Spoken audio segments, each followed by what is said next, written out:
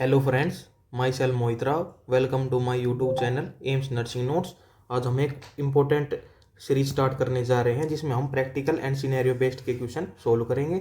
उसकी हम nursing priorities पढ़ेंगे और ये इंपॉर्टेंट, बहुत ही बेहद इंपॉर्टेंट क्वेश्चन हमारे रहने वाले हैं। और ये जब कंप्लीट क्लास हो जाएगी तब इसकी नोट्स है वो आपको हमारे टेलीग्राम चैनल पर मिल जाएंगे। इसमें हम नोट्स भी बनाएंगे, साथ साथ nursing priorities, mainly nursing priorities के बारे में डिस्कस करेंगे। जैसे भाई नर्सिंग प्रायोरिटीज़ कैसे डिसाइड करते हैं, एलन टेस्ट कर रहे हैं तो उसमें नर्सिंग प्रायोरिटीज़ क्या रहेगी, ब्लड ट्रांसफ्यूजन रिएक्शन के केस में हमारी नर्सिंग प्रायोरिटीज़ क्या रहेंगी, किसी पेशेंट का पैरासिंथेसिस प्रोसीजर हो रहा है तो उस केस में हमारी नर्सिंग प्रायोरिटीज़ क्या रहेंगे, हम उसको क्वेश्चन के बेस में समझेंगे। जो हम अब क्वेश्चन भी सोल्व कराएंगे लेकिन क्वेश्चन के बेस के ऊपर ही हम टॉपिक पूरा कवर करेंगे। आप ये मतलब क्वेश्चन पे ध्यान मत देना इतना, उसके पूरा टॉपिक के अपने नोट्स बना लेना, उसमें हम प्रायोरिटीज़ वाइज सब कुछ लिखेंगे। तो चलिए स्टार्ट करते हैं अपना scenario and practical based MCQ, जिसमें हम नर्सिंग प्रायोरिटीज़ के बारे में पढ़ेंगे। तो हमारा पहला क्वेश्चन आता है, द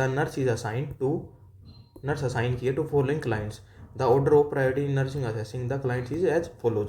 मतलब कुछ क्लाइंट्स असाइन किए गए हैं नर्स को और उनमें ऑर्डर ऑफ प्रायोरिटी क्या रहेगी असेस क्लाइंट को असेस करने की।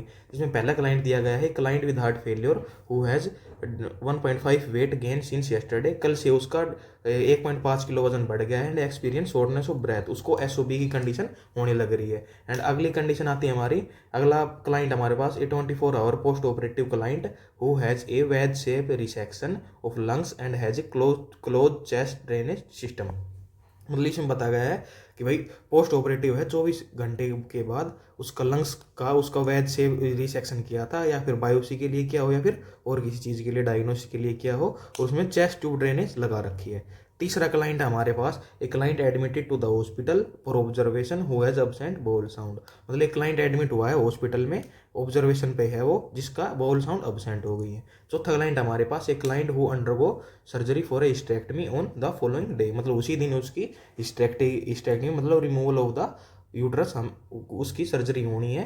ये हमारे पास चार क्लाइंट दिए गए, पहला हार्ट फेलियर का, दूसरा पोस्ट ऑपरेटिव है, तीसरे में बाउल साउंड अब्सेंट है, एंड चौथा हमारा हिस्टेटी का पेशेंट है। अब हम सबसे पहले ये पढ़ते हैं भाई हम प्रायोरिटीज़ को कैसे डिसाइड करते हैं। हमारे नर्सिंग फील्ड में हम कैसे प्रायोरिटीज़ को डिसाइड करते हैं। प्रायोरिटीज़ डिसाइड करने का हमारे पास तीन तरीके होते हैं। प्रायोरिटीज डिसाइड करने कौन कौन से तरीके होते हैं हमारे पास? तीन। पहला तो हमारा होता है ABC, दैट इज ABC, ठीक है। जिसमें क्या क्या होता है? एयरवे, अभी एयरवे, ब्रीदिंग एंड सर्कुलेशन, ठीक है। ये तीन क्राइटेरिया होते हैं हमारे पास ABC में, एयरवे, ब्रीथिंग एंड सर्कुलेशन, ठीक है।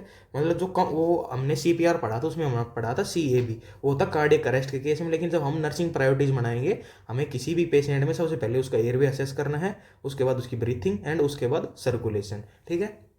ABC होगा। दूसरा हमारे पास तरीका होता है, दूसरी, ये तो हमारा पहला होगा ABC। और अगर ABC नहीं दे रखा हो ऑप्शन में तो हम किसके द्वारा डिसाइड करेंगे? वो हमारी मास्लो हियरार्की थ्योरी, जो हमारी मास्लो हियरार्की थ्योरी है, जिसको हम डिटेल में आगे टॉपिक्स में पढ़ेंगे, उसके अनुसार हम ये डिसाइड करते हैं नर्सिंग प्रायोरिटीज। भाई सबसे पहले हम कौन सी चीज़ की केयर करेंगे। इसमें मास्लो हियरार्की थ्योरी में कौन कौन से आते हैं? सबसे पहले आती है हमारी फिजियोलॉजिकल नीड्स। सबसे पहले हम उसकी फिजियोलॉजिकल नीड्स का ध्यान रखेंगे पेशेंट की, ठीक है। उसके बाद अगर फिजियोलॉजिकल नीड्स का भी ऑप्शन नहीं आ रहा हमारे क्वेश्चन में तो हम क्या ध्यान देंगे? Safety and security. उसकी सेफ्टी एंड सिक्योरिटी का ऑप्शन ढूंढेंगे भाई अपना क्वेश्चन ठीक करने के लिए। मतलब हमारा मेन मोटो, हमारा क्वेश्चन ठीक होना चाहिए विद द गुड रैशनल, ठीक है। अब तीसरा इसमें क्या आता है? तीसरी प्रायोरिटी हमारी आती है लव एंड बिलोंगिंगनेस, ठीक है। लव एंड बिलोंगिंगनेस हमारी तीसरी प्रायोरिटी आ गई। चौथी प्रायोरिटी हमारी आती है दैट इज सेल्फ एस्टीम, ठीक है। सेल्फ एस्टीम एंड सेल्फ, अगली पांच वैरायटी हमारी आ गई सेल्फ एक्चुअलाइजेशन, ठीक है। सेल्फ एक्चुअलाइजेशन, ये हमारे पास पांच प्रायोरिटी आ गई।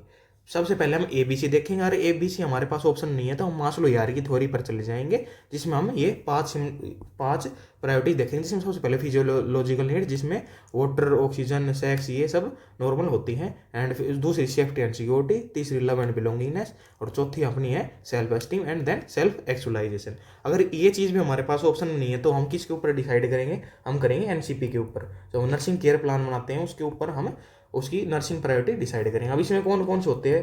असेसमेंट होता है, इसमें डायग्नोस करते हैं हम पेशेंट का, प्लान करते हैं, प्लान को इम्प्लीमेंट करते हैं, दैट इज इम्प्लीमेंट, और उसके बाद हम इवेल्युएशन करते हैं। तो ये हमारे पूरे नर्सिंग में, पूरे मेडिकल फील्ड में ये 3 चीज़ है जिनके ऊपर हमारी प्रायोरिटीज बनती है भाई, हम पेशेंट की कैसे केयर करनी है। सबसे पहले हम असेस करेंगे ABC, एयरवे ब्रीथिंग सर्कुलेशन। उसके बाद ये ऑप्शन में नहीं है तो हम जाएंगे मास्लो ER की थ्योरी पे, अगर वो भी नहीं दे रखी तो हम जाएंगे सीधा NCP के ऊपर। तो ये था, इसमें हमारे पास ये 4 ऑप्शन थे, तो इसमें कौन सा करेक्ट होगा भाई? ये हार्ट फेलियर कंडीशन जिसमें 1.5 किलो वजन बढ़ गया और एक्सपीरियंस शॉर्टनेस ब्रेथ आ गया इसमें, मतलब ये ऑप्शन हो सकता है क्योंकि ये ब्रीथिंग से ही प्रॉब्लम हमारा है। तो अगला ऑप्शन हमारे 24 आवर पोस्ट ऑपरेटिव वैसे भी उसका रिसेक्शन होता है, लेकिन क्लोज चेस्ट ड्रेनेज उसमें लगा रखी, लेकिन इसमें कोई भी सिम्टम नहीं दे रखा कि भाई ब्लॉक हो गई या कुछ भी हो जाएगा, तो ये तो हमारा ऑप्शन हो नहीं सकता। ठीक है। एक client admitted to the hospital, ये ऑब्जर्वेशन के लिए ही है, ओनली ऑब्जर्वेशन के लिए। अब्सेंट बाउल साउंड है तो इसमें इंटेस्टाइनल ऑब्स्ट्रक्शन हुई है, जैसे इंटेस्टाइनल ऑब्स्ट्रक्शन हुई है तो इसमें इसकी सर्जरी होनी है, तो इसको हम NPO रख सकते हैं, लेकिन ये हमारी प्रायोरिटी में नहीं आएगा। चौथा है client who undergoing surgery for a hysterectomy, मतलब उसकी रिमूवल ऑफ द यूट्रस की सर्जरी होनी है, तो उसका तो हमें कोई लेना देना ही नहीं है क्योंकि उसका तो प्लान किया है हमने। तो सबसे हमारे पास मेन मोटी प्रॉब्लम क्या है हमारे पास, दैट इज ये कि एक क्लाइंट है जो कि हार्ट फेलियर का है और उसको शॉर्टनेस ऑफ ब्रेथ कंप्लेन हो रही है। तो ये होगा हमारा ऑप्शन पहला करेक्ट इस क्वेश्चन का। इसमें हम मतलब क्वेश्चन पे आप कम ध्यान देना, लेकिन जो क्वेश्चन के साथ रैशनल बने ना उनको आप नोट कर लेना। मैं कम से कम इस सीरीज में 50 से 60 ऐसे प्रोसीजर या फिर टॉपिक करवाऊंगा जो मतलब आपके नर्सिंग के कम्पिटेटिव एग्जाम में आराम से आएंगे, उनकी सारी प्रायोरिटीज को हम डिटेल में एक्सप्लेन करेंगे। अब अगला क्वेश्चन आते हैं हमारे पास कि what action should the nurse take after compressing the ulnar and radial artery during the Allen test. मतलब इसमें ये बताया गया भाई एलन टेस्ट परफॉर्म कर रही है nurse, radial and ulnar artery को उसने कंप्रेस कर लिया, अब उसके बाद नर्स क्या एक्शन करेगी। ठीक है। तो इसमें हमें जैसे इसके ऑप्शन ऐसे भी आ सकते हैं भाई, पहले कौन कौन से करेगी, ABCD करेगी, ACBD करेगी, ADCB, ऐसे करके पूछ सकते हैं। तो हमने तो ओनली इसका प्रोसीजर पढ़ना है, तो आंसर आप खुद भी दे सकते हो प्रोसीजर पूरा पढ़ने के बाद, नर्सिंग प्रायोरिटीज पढ़ने के बाद। ठीक है। अब क्या है इसमें भाई, रिलीज प्रेशर, मतलब इसमें सारी टर्म बताई गई हैं जो हम प्रोसीजर में पढ़ेंगे कि वे कब क्या करते हैं। तो स्टार्टिंग से हम स्टार्ट करते हैं, आप हेडिंग लगा सकते हो that is Allen test. Allen test में नर्सिंग प्रायोरिटीज क्या होती हैं। ठीक है। एलन टेस्ट के बारे में पढ़ते हैं। एलन टेस्ट क्यों करते हैं हम? ABG सैंपल के लिए करते हैं, उसमें अल्नर आर्टरी की पेटेंसी हम चेक करते हैं, that is ulnar artery patency. Ulnar artery की पेटेंसी हम चेक करते हैं इन एलन टेस्ट, या फिर इसको collateral, that is collateral circulation भी बोल सकते हैं।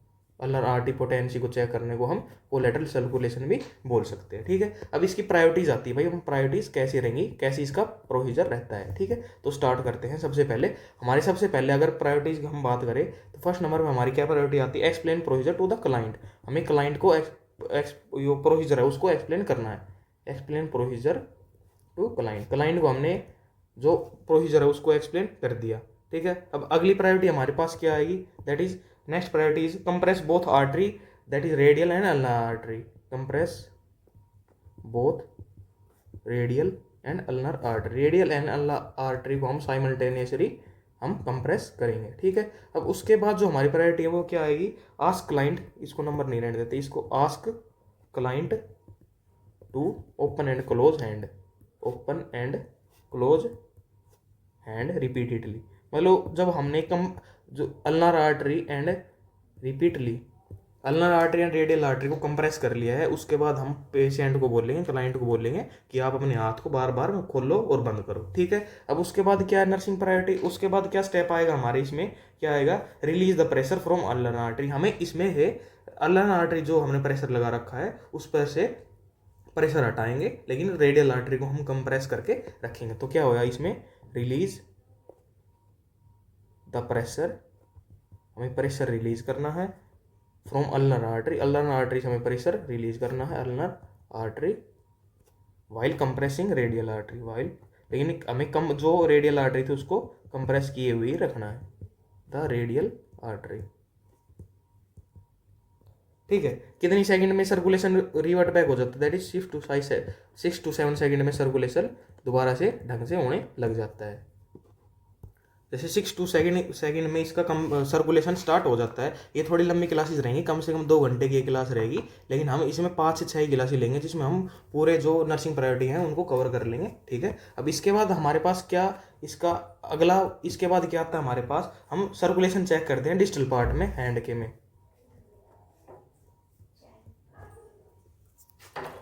कंप्रेशन चेक करते हैं डिस्टल हैंड पार्ट में। Distal part of the hand, check circulation, that is circulation. इसमें हम सर्कुलेशन चेक करते, कंप्रेशन नहीं, that is circulation. Check circulation of the distal part of compression, जहाँ पर हमने कंप्रेशन कर रखा है उससे डिस्टल पार्ट में हम सर्कुलेशन को चेक करेंगे। एंड उसके बाद क्या करेंगे, document the finding, document the finding, उसके बाद हम डॉक्यूमेंट फाइंडिंग करेंगे। तो ये था हमारा एलन टेस्ट का प्रोसीजर कि हम कैसे कैसे परफॉर्म करते हैं एंड कैसे इसमें प्रायोरिटी डिसाइड होती है। ठीक है, कैसे कैसे की, फिर अब क्वेश्चन पे आ जाते हैं हमारे पास। तो इसका आंसर क्या रहेगा भाई, कंप्रेस कर लिया अल्नर एंड रेडियल आर्टरी, उसके बाद क्या करेंगे, तो इसमें देखते हैं भाई, compress radial artery and ulnar artery compress कर ली, उसके बाद हमारे पास ये स्टेप आ रहा है भाई, ask client to open and close hand repeatedly. तो इसमें कहाँ लिख रखा है ये, ask the client to open and close hand repeatedly. तो ये इसका आंसर हो जाएगा, that is answer C. A B and D नहीं रहेंगे हमारे। ठीक है, अब अगले क्वेश्चन पे आते हैं भाई। अगला टॉपिक, अगला क्वेश्चन हमारा क्या है, अगला क्वेश्चन हमारा ये है। अगला क्वेश्चन है हमारा, इन nursing officer notice redness drainage at central line site and chills fever and leukocytosis in that patient, what will be the first nursing action. मतलब इसमें बताया गया है कि पेशेंट को सेंट्रल लाइन लग रही है, उसमें उस साइट पर चिल्स हो रहा है, फीवर हो रहा है उसको, एंड ल्यूकोसाइटोसिस मतलब डब्ल्यूबीसी पेशेंट की बढ़ रही है। तो इसमें नर्सिंग फर्स्ट एक्शन हमारा क्या रहेगा भाई, नर्स सबसे पहले क्या करेगी ये चीज़ देखने के बाद। तो ये हमारा अब है ये सेंट्रल लाइन इंसर्शन का मतलब, इसमें हम क्लैप्स ही पढ़ेंगे अब पूरा पूरा भाई। ये ऑप्शन दे रखे, notify the health care provider, prepare the client for obtaining blood culture, remove the catheter and remove the tip of the catheter. तो हम सबसे पहले कौन सा काम करेंगे और सबसे लास्ट में कौन सा काम करेंगे, तो इसमें हम क्लैप्स ही पढ़ेंगे, दैट इज क्लैब सी। ये क्या होता है, that is central line associated blood stream infection.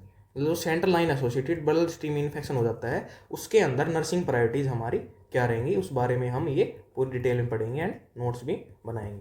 तो सबसे पहले जो हमारी नर्सिंग प्रायोरिटी आती है वो क्या आती है इस केस में, in the case of central line के इन्फेक्शन में। आपको ऐसे पूछा जा सकता है भाई, किसी को सेंट्रल लाइन लग रही है, उसके चिल्स हो रहा है, फीवर हो रहा है और ल्यूकोसाइटोसिस मतलब डब्ल्यूबीसी इंक्रीज हो रही है, तो क्या डायग्नोसिस का बन सकता है, तो उसको आएगा CLABSI, that is central line associated blood stream infection. अब इसमें नर्सिंग प्रायोरिटीज क्या रहेंगी, सबसे पहले हमारी नर्सिंग प्रायोरिटी रहेगी that is notify the health care provider. हम हेल्थ केयर प्रोवाइडर को नोटिफाई करेंगे, notify the health care provider, क्योंकि पेशेंट में शोक हो सकता है, वो एनाफाइलेटिक शोक हो सकता है। ठीक है, उसकी वजह से हम हेल्थ केयर प्रोवाइडर को इन्फॉर्म करेंगे।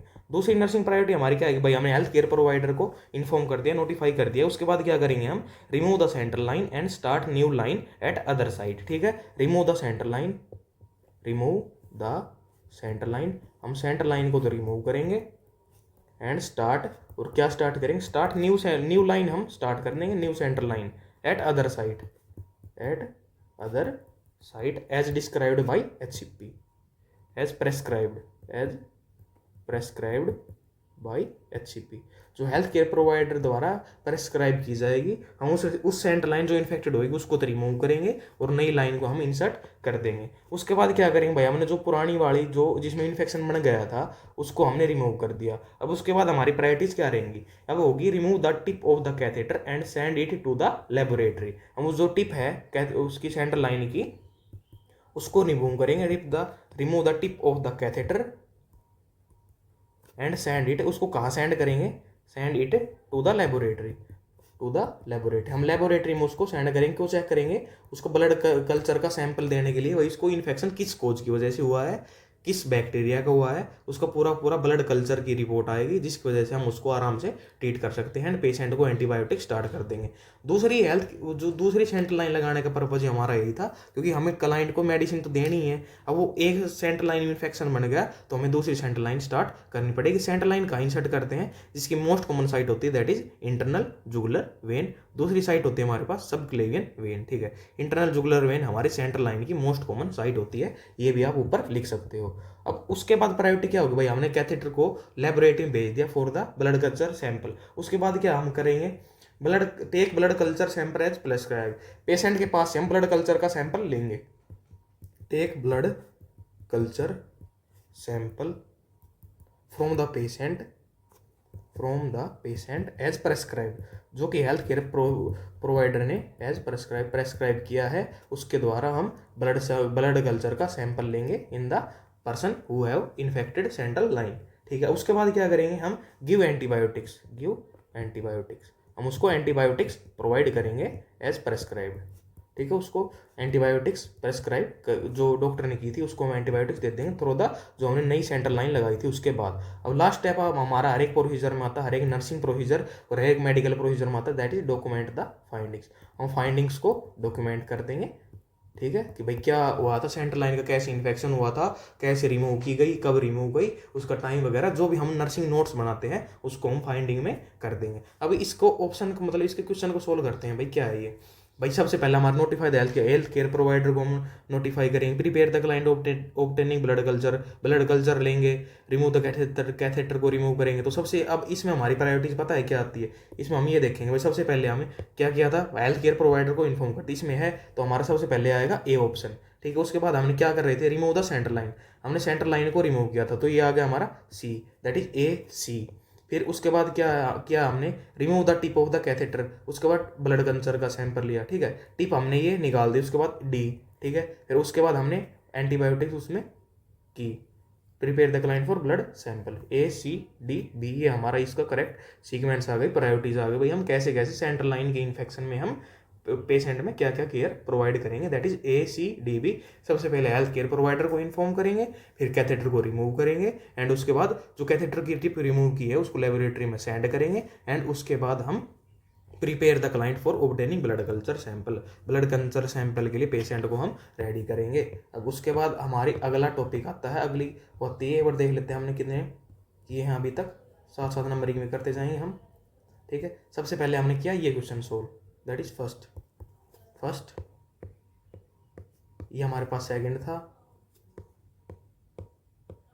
और ये हमने थर्ड प्रायोरिटीज पढ़ी है जिसमें हमने सेंट्रल लाइन इन्फेक्शन पढ़ा है। अब हम अगला करते हैं अपना चौथा क्वेश्चन, ठीक है। अगला क्वेश्चन है हमारे पास, in case of fire after rescuing the clients who are in immediate danger and activating the fire alarm what will be the next nursing action.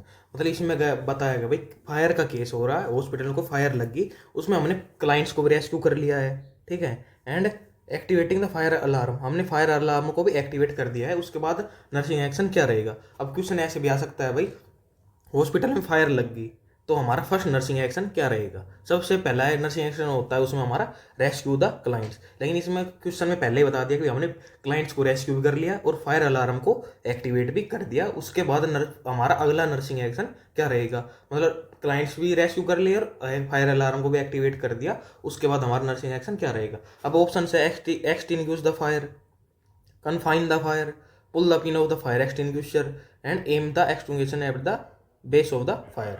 अब फायर के केस में हमारे पास नर्सिंग प्रायोरिटीज क्या बनती है, ठीक है, इन case of fire, that is in case of fire, fire के केस में हमारे पास क्या क्या नर्सिंग प्रायोरिटीज बनती है, तो उसकी एक ट्रिक होती है हमारे पास, दैट इज रेस एंड पास, ठीक है। ये दो टर्म आप याद रखना, रेस एंड पास, इनके ऊपर ही हमारी सारी नर्सिंग प्रायोरिटीज बनेंगी इन case of fire in the hospital. तो इसमें प्रायोरिटीज हम पढ़ते हैं, दैट इज प्रायोरिटीज, हम स्टार्ट करते हैं भाई कैसे हमारी प्रायोरिटीज बनेंगी इन केस ऑफ फायर, ठीक है, क्या बनेगी अब। तो चलिए स्टार्ट करते हैं। हमारी सबसे पहले जो रेस है, हम रेस को पढ़ते हैं, इसमें प्रायोरिटीज पढ़ लेंगे, दैट इज रेस को स्टार्ट कर रहे हैं हम, रेस, इसमें हमारी पहली प्रायोरिटीज क्या रहेगी, rescue the client, that is rescue the R से rescue the client who is in immediate danger, जो भी पे क्लाइंट हमारा डेंजर में है हम उसको रेस्क्यू करेंगे। ये सबसे पहला नर्सिंग प्रायोरिटी होती है हमारी इन केस ऑफ फायर, अगर हॉस्पिटल में फायर लग गई है तो। उसके बाद जो हमारी सेकंड है, जो ए से था, ए से क्या आ गया हमारा, activate the alarm, activating the alarm system. अब यहाँ तक तो हमारे क्वेश्चन में बता रखा है कि भाई क्लाइंट्स को रेस्क्यू कर लिया और फायर अलार्म सिस्टम था उसको भी हमने एक्टिवेट कर दिया। अब इसके बाद जो प्रायोरिटी हमारी क्या बनेगी, भाई नर्स क्या करेगी फायर अलार्म को एक्टिवेट करने के बाद, तो हम रेस पढ़ रहे थे, आर पढ़ लिया, ए पढ़ लिया, अब दैट इज सी का क्या मतलब होता है, कन्फाइन द फायर, हम आग को कंट्रोल करेंगे, कन्फाइन द फायर कैसे करेंगे, मान लो अगर ऑक्सीजन सप्लाई लग चल रही है और ऑक्सीजन कंडक्टर होता है भाई, ऑक्सीजन की वजह से आग ज़्यादा पकड़ती है, तो हम ऑक्सीजन जो सिस्टम चल रहा है उसको ऑफ कर देंगे। ऐसे हम कन्फाइन फायर को करेंगे, फायर को कन्फाइन करेंगे। या फिर को गेट खुल रहा है, आपको लग रहा है भाई गेट से भाई जो आग है वो फायर है वो बाहर जा रही है, तो हम उस गेट को क्लोज कर देंगे। इस प्रकार से हम फायर को कन्फाइन करेंगे।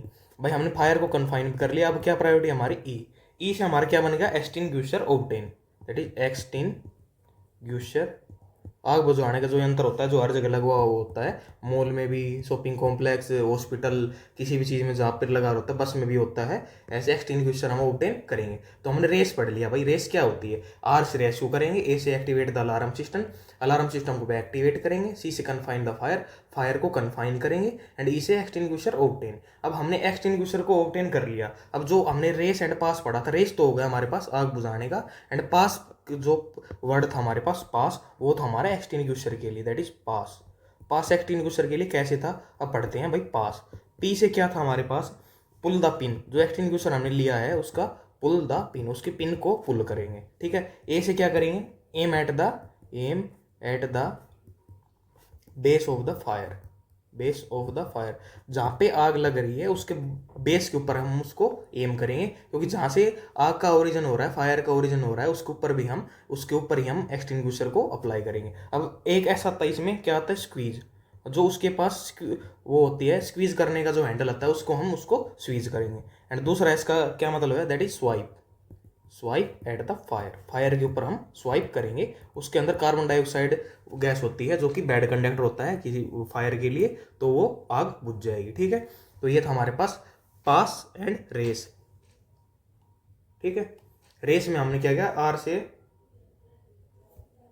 रेस्क्यू, ए से activating the alarm system, and C से कन्फाइन द फायर, ई से एक्सटिंग्विशन ऑब्टेन। और एक्सटिंग्विशर हमें मिल गया, तो एक्सटिंग्विशर को हम कैसे यूज करेंगे, सबसे पहले पास, पास में पी से पुल द पिन, पिन को हम खींचेंगे, ए से aim at the base of the fire, जो फायर है उसके बेस के ऊपर हम एम करेंगे, एस से स्क्वीज करेंगे उस हैंडल को, एंड एस से swipe at the fire, fire के ऊपर हम स्वाइप करेंगे। तो क्वेश्चन हमारे पास क्या था भाई, एक्सटिंग्विशर करेंगे, confine the fire, pull the pin, मतलब इसमें आर कर लिया, ए कर लिया, बात हमारे पास सी की, तो सी हमारा ऑप्शन ये रहा, that is confine the fire. तो हमारे पास ऑप्शन बी इज करेक्ट, बाकी सभी ऑप्शन गलत हो जाएंगे इन केस ऑफ दिस क्वेश्चन, ठीक है। अब मान लो क्वेश्चन में आ गया भाई, हमने रेस्क्यू भी कर लिया, पेशेंट्स को एक्टिवेट भी कर दिया फायर अलार्म को, और फायर को कन्फाइन भी कर लिया, उसके बाद हमारे पास क्या नर्सिंग प्रायोरिटी रहेगी। तो हमने कन्फाइन कर लिया, तो रेस देखेंगे हम, आर ए सी, आर कर लिया, ए कर लिया, सी कर लिया, बचा गया ई, दैट इज एक्सटिंग्विशर ऑब्टेन। तो हमारे पास ऑप्शन बदल जाते हैं, इसलिए मैं कह रहा था आप क्वेश्चन को याद मत करना, ये जो भी हम ये नोट्स दे रहे हैं ना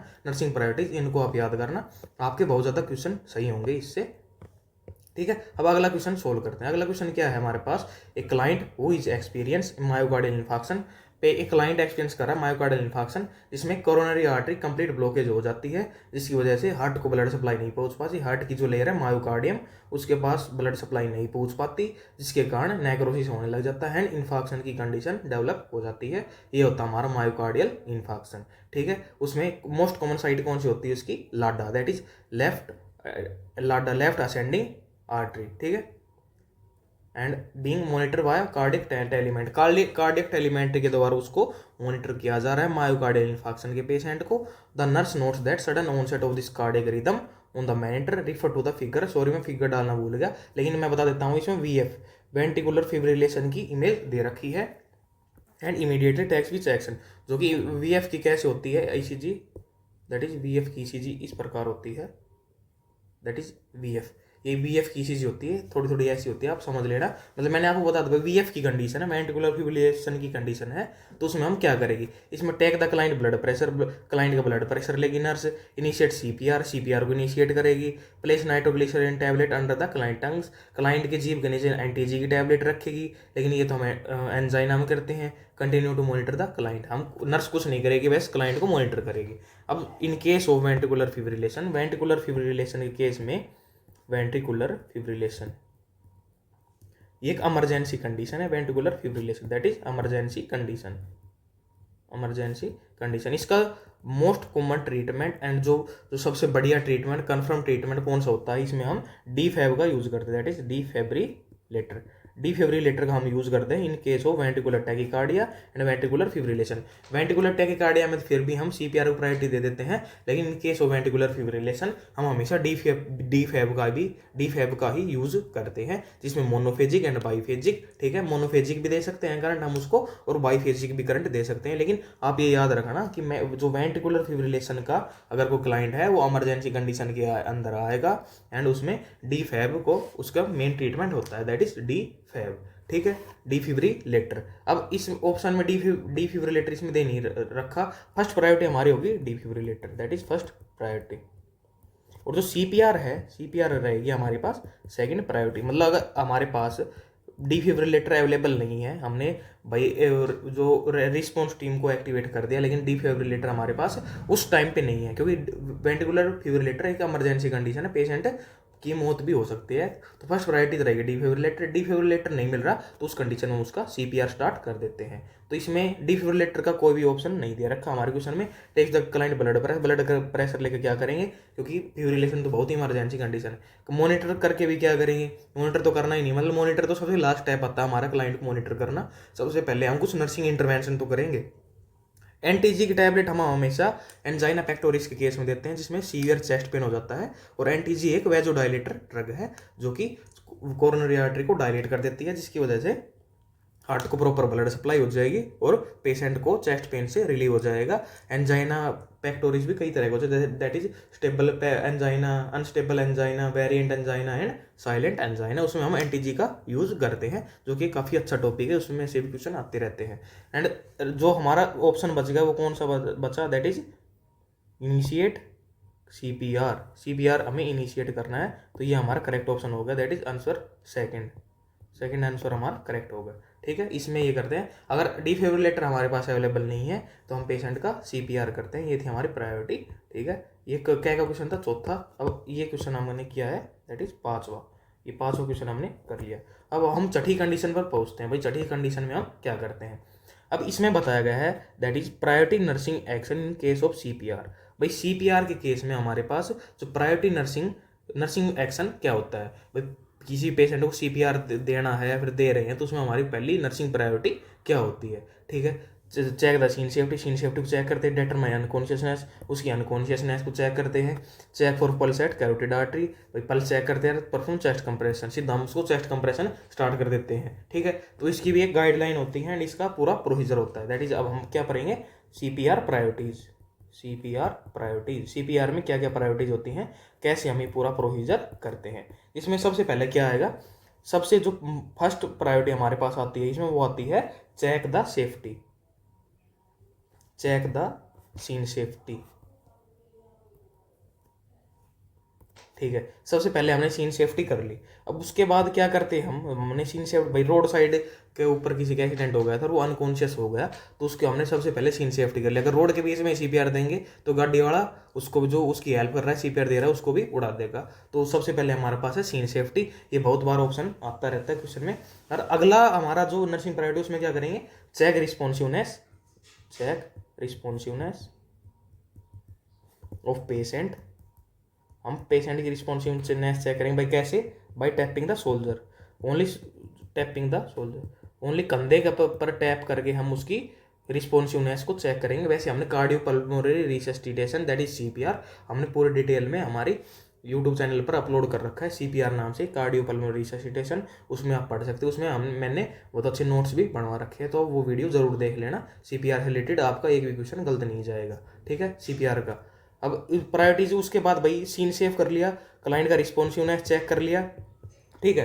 अब कॉल फॉर हेल्प करते हैं हम, उसके बाद call for help and activate the emergency system. हम इमरजेंसी सिस्टम को एक्टिवेट कर देते हैं एंड कॉल फॉर हेल्प करते हैं। इमरजेंसी सिस्टम को हमने एक्टिवेट कर दिया। अब उसके बाद हमारे पास क्या प्रायोरिटी आएगी, दैट इज चेक पल्स। इसमें हम अडल्ट का पढ़ रहे हैं तो हम ओनली कैरोटिड के बारे में बताएंगे, दैट इज कैरोटिड हम चेक करते हैं कितने समय के लिए, 10 सेकंड, ठीक है। Also assess breathing, pulse check करते करते हमें ब्रीथिंग भी असेस करनी है पेशेंट की, भाई ब्रेथ ले रहा है नहीं ले रहा, ठीक है। भाई पल्स भी चल रही है और ब्रीथ भी चल रही है, उस केस में हम सीपीआर नहीं देंगे। तो उस केस में हम पल्स भी चेक करेंगे एंड ब्रीथिंग भी चेक करेंगे, कितनी देर में, 10 सेकेंड्स की हमें ये दोनों चीज चेक करनी होती है। अब उसके बाद मान लो उसके पास पल्स नहीं है, दैट इज पल्स अब्सेंट, अब उसकी पल्स अब्सेंट मिली गई, तो उस केस में नर्स क्या करेगी, दैट इज उसमें सीपीआर देना स्टार्ट कर देगी, दैट इज CAB, जिसमें कंप्रेशन देगी नर्स, कितना देगी, 100 से 120 मिनट, 120 कंप्रेशन पर मिनट देगी, 2 से 2.5 इंच कंप्रेस करेगी, और मतलब दोनों हाथ को यूज करेगी, डोमिनेंट हैंड को नीचे रखेगी, और जो हमारी हाथ की हथेली होती है, हील होती है, उससे नर्स कंप्रेशन देगी पेशेंट को। ये हमारा कंप्रेशन का रेशियो होता है। अडल्ट के केस में 30:2, दोनों चाहिए, एक रेस्क्यूअर हो चाहे 2 रेस्क्यूअर हो, 30:2, and in case of children 2 rescuer हैं तो 15:2, एंड अगर इन केस हो एक रेस्क्यूअर दैट इज 30:2, जो कि हमने सीपीआर में बहुत ज़्यादा डिटेल में पढ़ रखा है। तो आप वीडियो जरूर देखें, ये टॉपिक करने से भी पहले आपको बिल्कुल सीपीआर बिल्कुल क्लियर हो जाएगा वो टॉपिक, और आपका एक भी क्वेश्चन गलत नहीं होगा। मैं इसलिए बार बार बोल रहा हूँ सीपीआर वहाँ से पढ़ना, क्योंकि वो सच में बहुत ही अच्छे नोट्स बनवा रखे हैं वहाँ पे, और बहुत ही अच्छा टॉपिक वो क्लियर करवा रखा है। तो एक बार वो इस वीडियो के बाद आप वो जरूर देख के आना। कंप्रेशन करेंगे एंड एयरवे, भाई उसका एयरवे मेंटेन करेंगे। अब एयरवे मेंटेन करने की उसमें भी हमने बताया 2 तरीके होते हैं, एक तो head tilt chin lift method and जो थ्रस्ट मेथड। जो सस्पेक्टेड इंजरी होती है उसमें तो यूज करते हैं हम जो थ्रस्ट मेथड का यूज करते हैं, एंड जो मोस्ट कॉमन यूज किया जाता है वो होता है head tilt chin lift method का यूज किया जाता है to open the airway, head tilt chin lift method. और in case of suspected cervical injury उसमें हम करते हैं जो थ्रस्ट मेथड का यूज करते हैं। भाई कंप्रेशन करते हैं, एयरवे करते हैं, उसके बाद आता है हमारे पास ब्रीथिंग। हम माउथ टू माउथ ब्रीथिंग देते हैं। एडवांस एयरवे नहीं है तो उसमें 16% ऑक्सीजन देते हैं। अगर एडवांस एयरवे है जैसे ईटी ट्यूब है, टीटी ट्यूब है, कॉम्बी ट्यूब है, उनके द्वारा हम पेशेंट को ब्रीथिंग प्रोवाइड करते हैं, मतलब इसमें हमें ऑक्सीजन प्रोवाइड करनी है। और उसके बाद जो लास्ट स्टेप आता है हमारे पास दैट इज डिफिब्रिलेटर, जो कि हमारे पास डिफिब्रिलेटर जो हॉस्पिटल सेटिंग्स में हमारे पास पाया जाता है दैट इज डिफैब।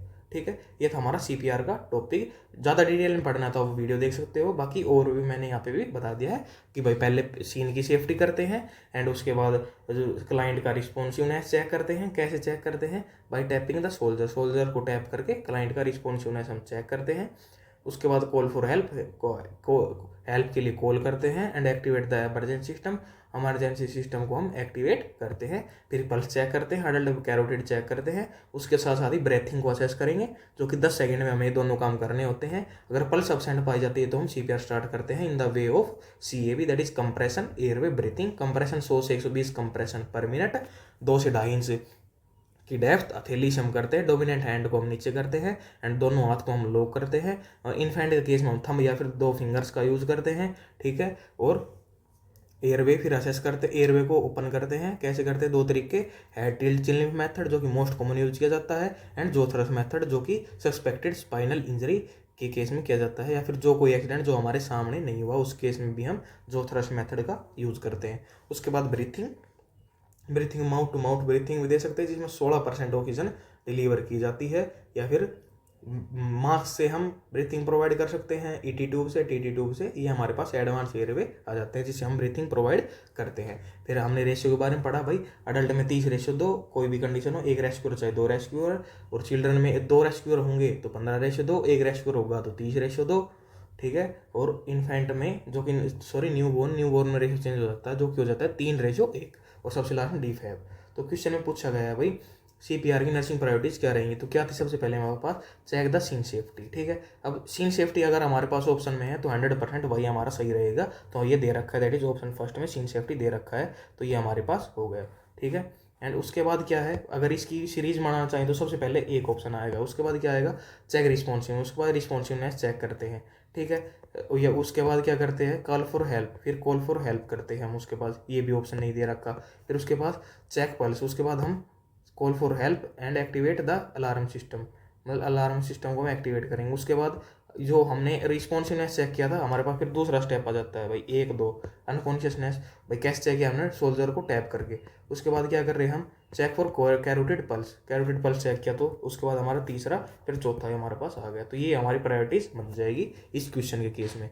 अब क्वेश्चन ऐसे भी आ सकता है कि भाई नर्स पेशेंट को सीपीआर देगी या फिर दे रही है, तो उसमें उसने सीन सेफ कर लिया, सीन सेफ्टी हो गई उसकी और उसका रिस्पॉन्सिवनेस चेक कर लिया और क्या पाएगा भाई क्लाइंट है वो हमारा अनकॉन्शियस है, तो उस केस में नर्सिंग प्रायोरिटी हमारी क्या रहेगी। उसके बाद हमारी क्या नर्सिंग प्रायोरिटीज बन जाएगी भाई, सीन सेफ्टी कर लिया और रिस्पॉन्सिवनेस चेक कर लिया, उसके बाद कॉल फॉर हेल्प हमारी नर्सिंग प्रायोरिटी बन जाएगी।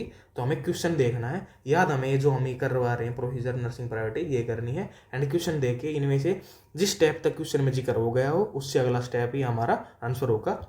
जैसे इसमें कुछ भी जिक्र नहीं था तो हमारे पास ये हमारा आंसर हो गया। ठीक है, अगर ये भी दिया हुआ था क्वेश्चन में रिस्पॉन्सिवनेस का भी जिक्र होता और कॉल फॉर हेल्प भी कर देता, तो उसके बाद क्या करती नर्स, उसके बाद करती that is check pulse, pulse check करती, ये हमारी नर्सिंग प्रायोरिटी हो जाती। आई होप आप समझ रहे होंगे ये टॉपिक को। ठीक है, अब अगला टॉपिक करते हैं, अगला क्वेश्चन है हमारा, ये कौन सा नंबर था हमारे पास, दैट इज इसके बाद हमने पढ़ा था 5th नंबर, एंड हम 6th नंबर हमने CPR वाला किया।